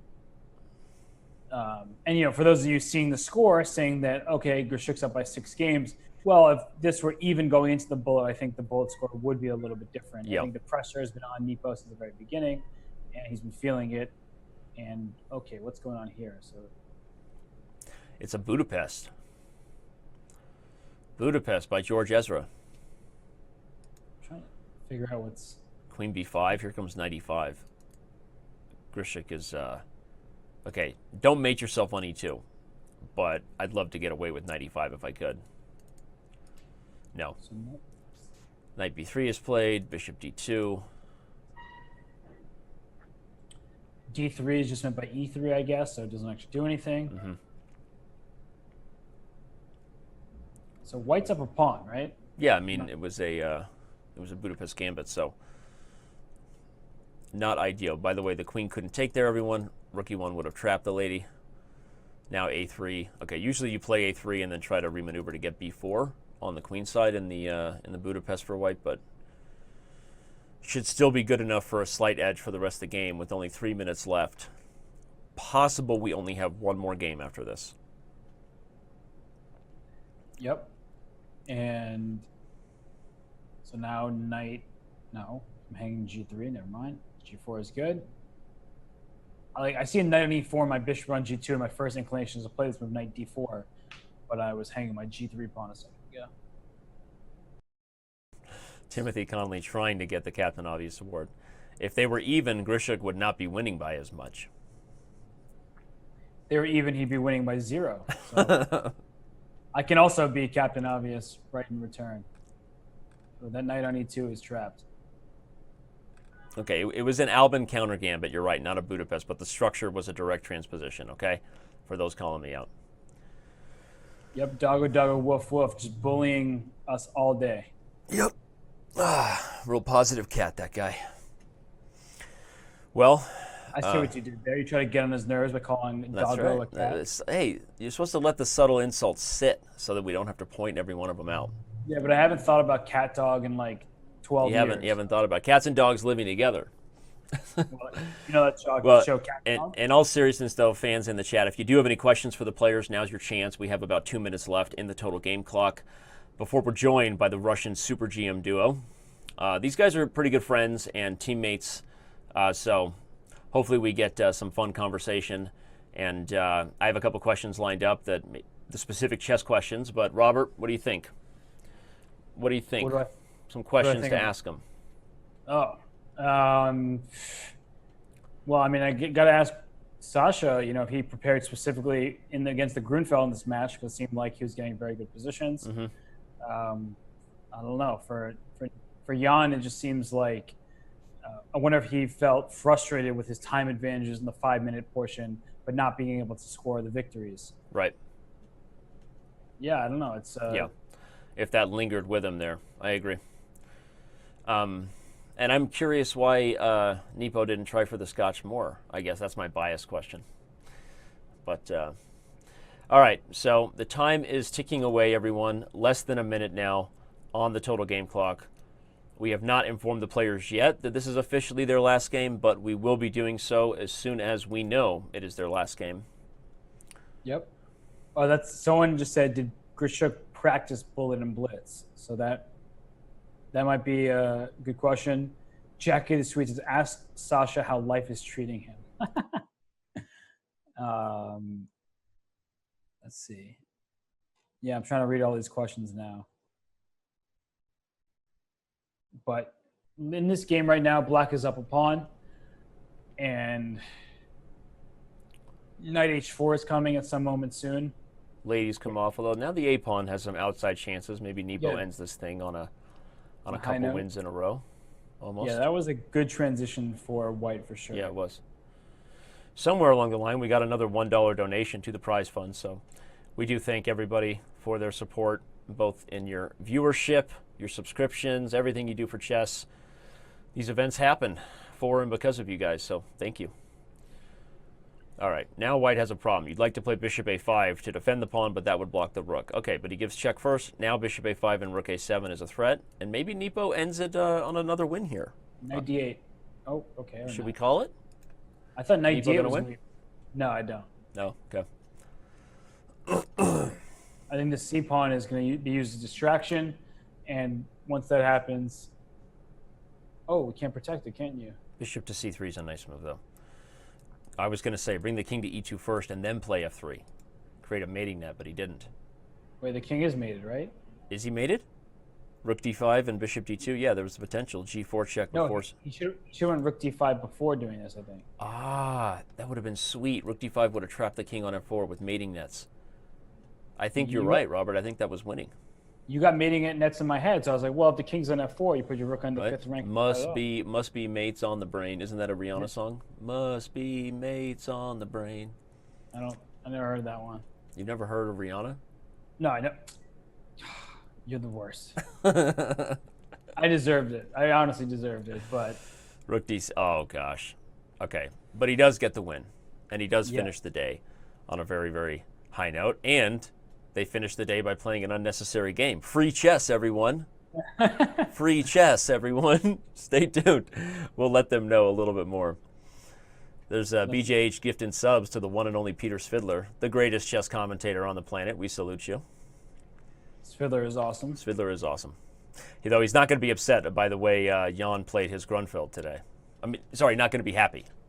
Yeah, I was saying, he is definitely going to be upset. Going to be upset, yeah. If you missed it, Peter, not the best Grunfeld for Black. So, what do we see here? Another Owen defense. Wait, what is this knight doing on B3? Is that a thing? This knight on B3? It's a thing. It's a thing for Russian schoolboys when they're being rebellious, blocking their B pawn. But you have to protect the D4 pawns. I guess it was a sad necessity at this point. Okay. The C file is usually a problem. Officially, everyone, this game will not be counting toward the score. It is free chess for you. So you're welcome. But we've got some interesting questions for these two players, so please don't go anywhere. And as we already said, right after this, the Title Tuesday will be starting at the regularly scheduled time, 1 p.m. Pacific. Yep. And in this game, we're entering an endgame. And because this is not officially part of the match, I'm wondering if I actually have to commentate because, well, it's sort of not really in my job description to commentate on games outside of the match.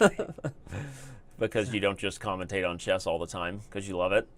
Yeah, I don't just sit here, silently.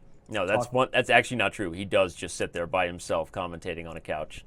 That was one time, Danny. That was one time you caught me doing that, Mom. One time. I don't want you to tell people about it.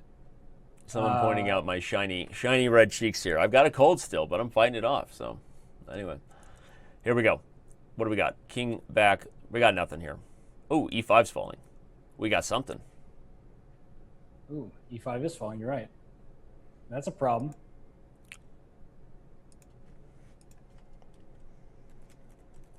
At some point, you're going to play A4. No, there's no more knight D4 check.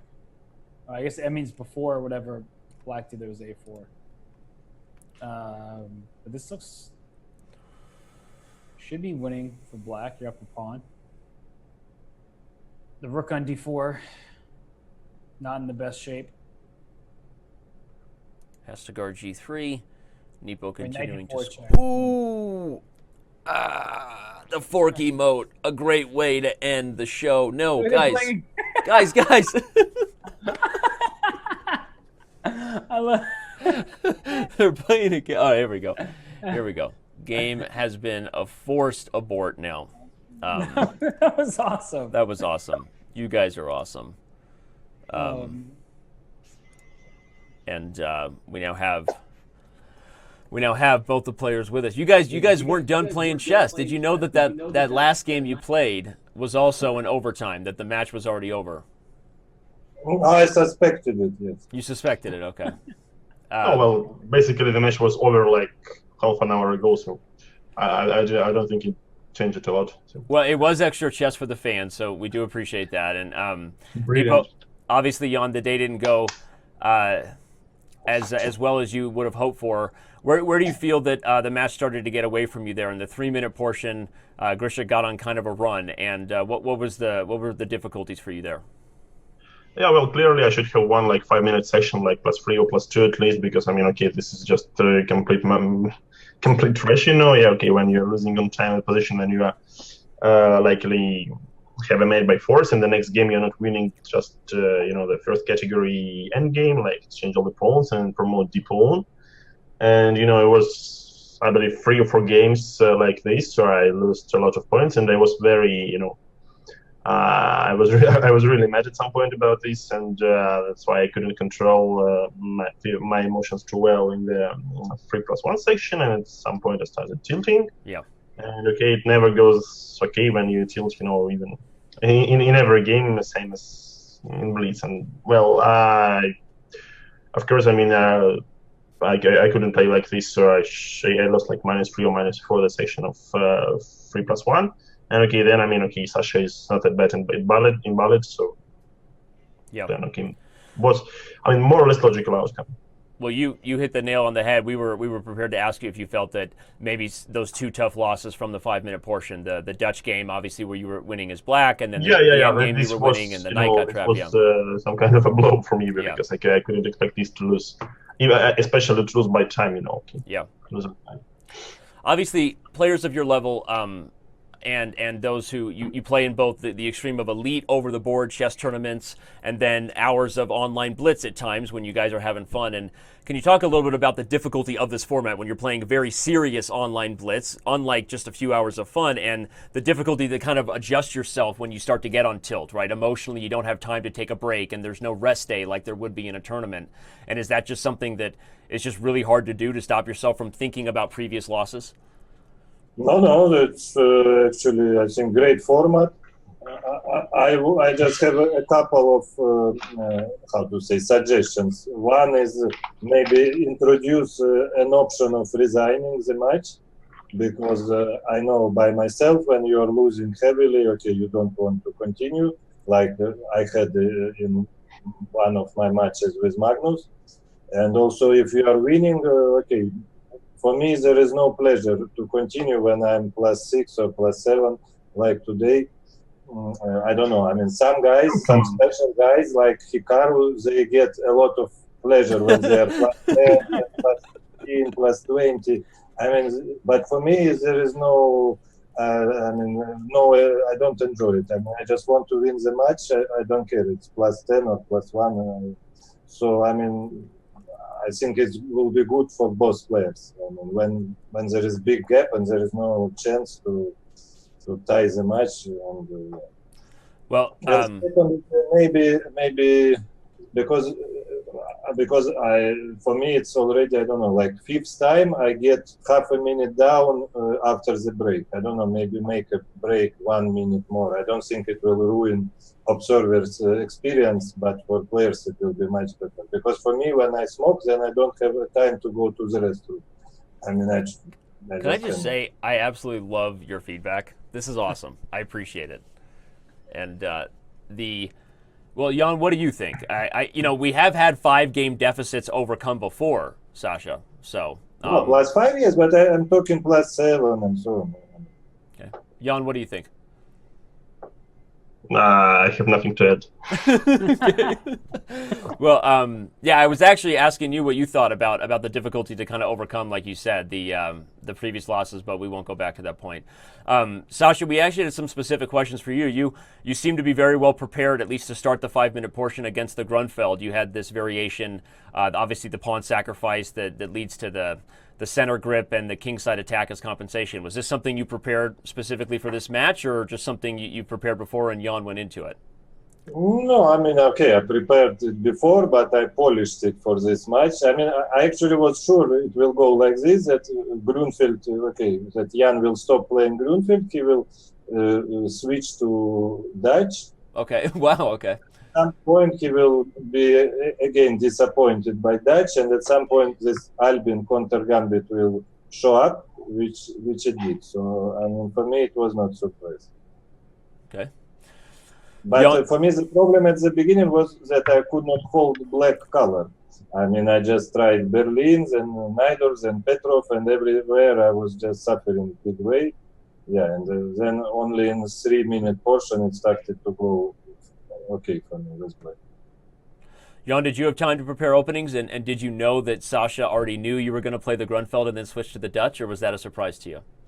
No, well, okay, clearly I didn't prepare anything for this match, so okay, I just was playing some normal openings. And okay, of course, kudos to Sasha, who keeps preparing for the Blitz.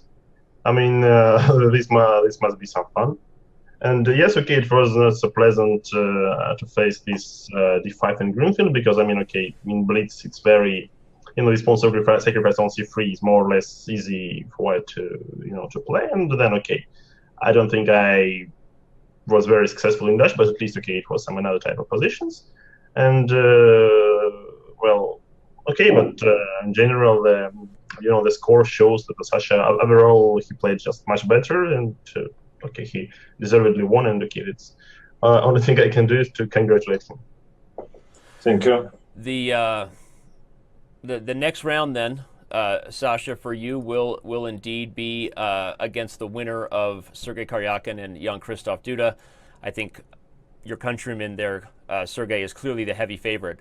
So tell us a little bit about what you'll need to do to have a chance to defeat Sergei Karyakin in the next round.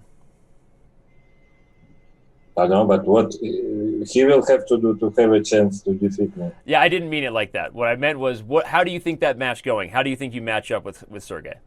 No, I think now, okay, Magnus is #1 in Blitz, and Karyakin and Nakamura, they're like second, third. I mean, just judging by the results, because, results don't lie. I mean, you can say, okay, this guy is always getting lucky and so on, but, the results don't lie. I mean, when you take a lot of tournaments, and these guys, clearly they show the best results. So he is one of the toughest players, of course. But for me, I don't know. I just want to play against the strongest. Yeah. Already Magnus is not playing, so okay, it's already good. So Already good for you. As we pointed out during this match, the only player to beat you so far in the Speed Chess Championship has been Magnus. yeah, twice. All right, well, Robert, any other questions before we let our players go? We really appreciate you guys hanging out. A lot of the fans are still here. They love you. I don't know. I'm pretty speechless. That was a really exciting match early on. And Sasha, I guess for you, did you feel like at a certain point that the openings were going your way, and even though the score was going pretty even throughout the 5-minute portion, did you feel then that things would start turning your way, or were you worried about some of your time trouble? No, but I think we were just both crashing with white. I mean, at least by the character of games, because even these Petrov, they were okay for me objectively for sure, but it's quite unpleasant to play with black. And Jan is very, very good in such positions with small edge but no risk. He's extremely good. And yeah, and with white, of course, I was getting very promising position. Well, congratulations to you, obviously, and to Jan. This was a very exciting, close match. I think closer than the final score reflected there. But appreciate you both. We had a great time. Obviously, Sasha, you move on and into the next round, and we will see you probably within a couple months for that match. And thank you both. Have a great night there. Have a great night. Thanks. Yeah, cheers. All right, we'll see you guys.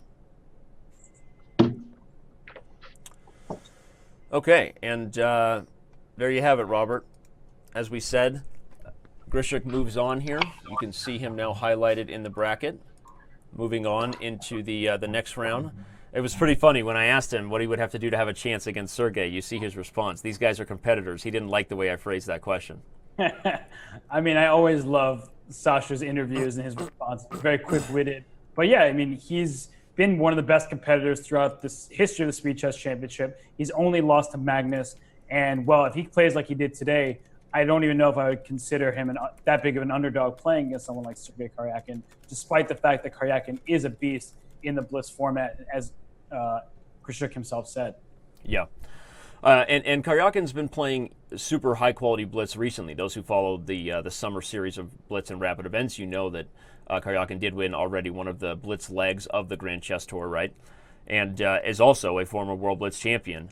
Not this last round, but the year before in Qatar. So it'll be a battle of two Russian former World Blitz champions. Of course, we're counting out the young kid, maybe future World Championship challenger. Not sure how many people had Duda pulling the 14 seed upset over number 3 Karyakin, but who knows, right? It should be fun to see a new face. Absolutely. Robert, it's always great to see your face, and thank you for being here. Remind everybody that right after this, Amon Hambleton will be live with the Title Tuesday, so please don't go anywhere. And one last shout out to the fact that tomorrow is the championship, the last event of the first season of the Streamers Championship, and we will have amazing matchups all day, including all the names you see on the board right there. You got Tang and Lenderman, Naroditsky. You've got Hess taking on Trent. How do you fare against Lawrence Trent tomorrow? I don't know. I didn't even realize I was playing him until people kept bringing it up, and I saw Lawrence in the chat making some comments. So yeah. I'm looking forward to it. Hopefully, I learned a little bit from Sasha Grischuk today and Jan Nepomniachtchi, and we'll see how it goes. But I'm hoping to take him down, of course. All right. Well, good luck. I will be providing commentary tomorrow while you're playing, my friend. Congratulations again to Mr. Grischuk, who moves on, and thank you to all of you who were here. The prize fund donated by all of you today, and we will see you in the next Speed Chess Championship match. Until then.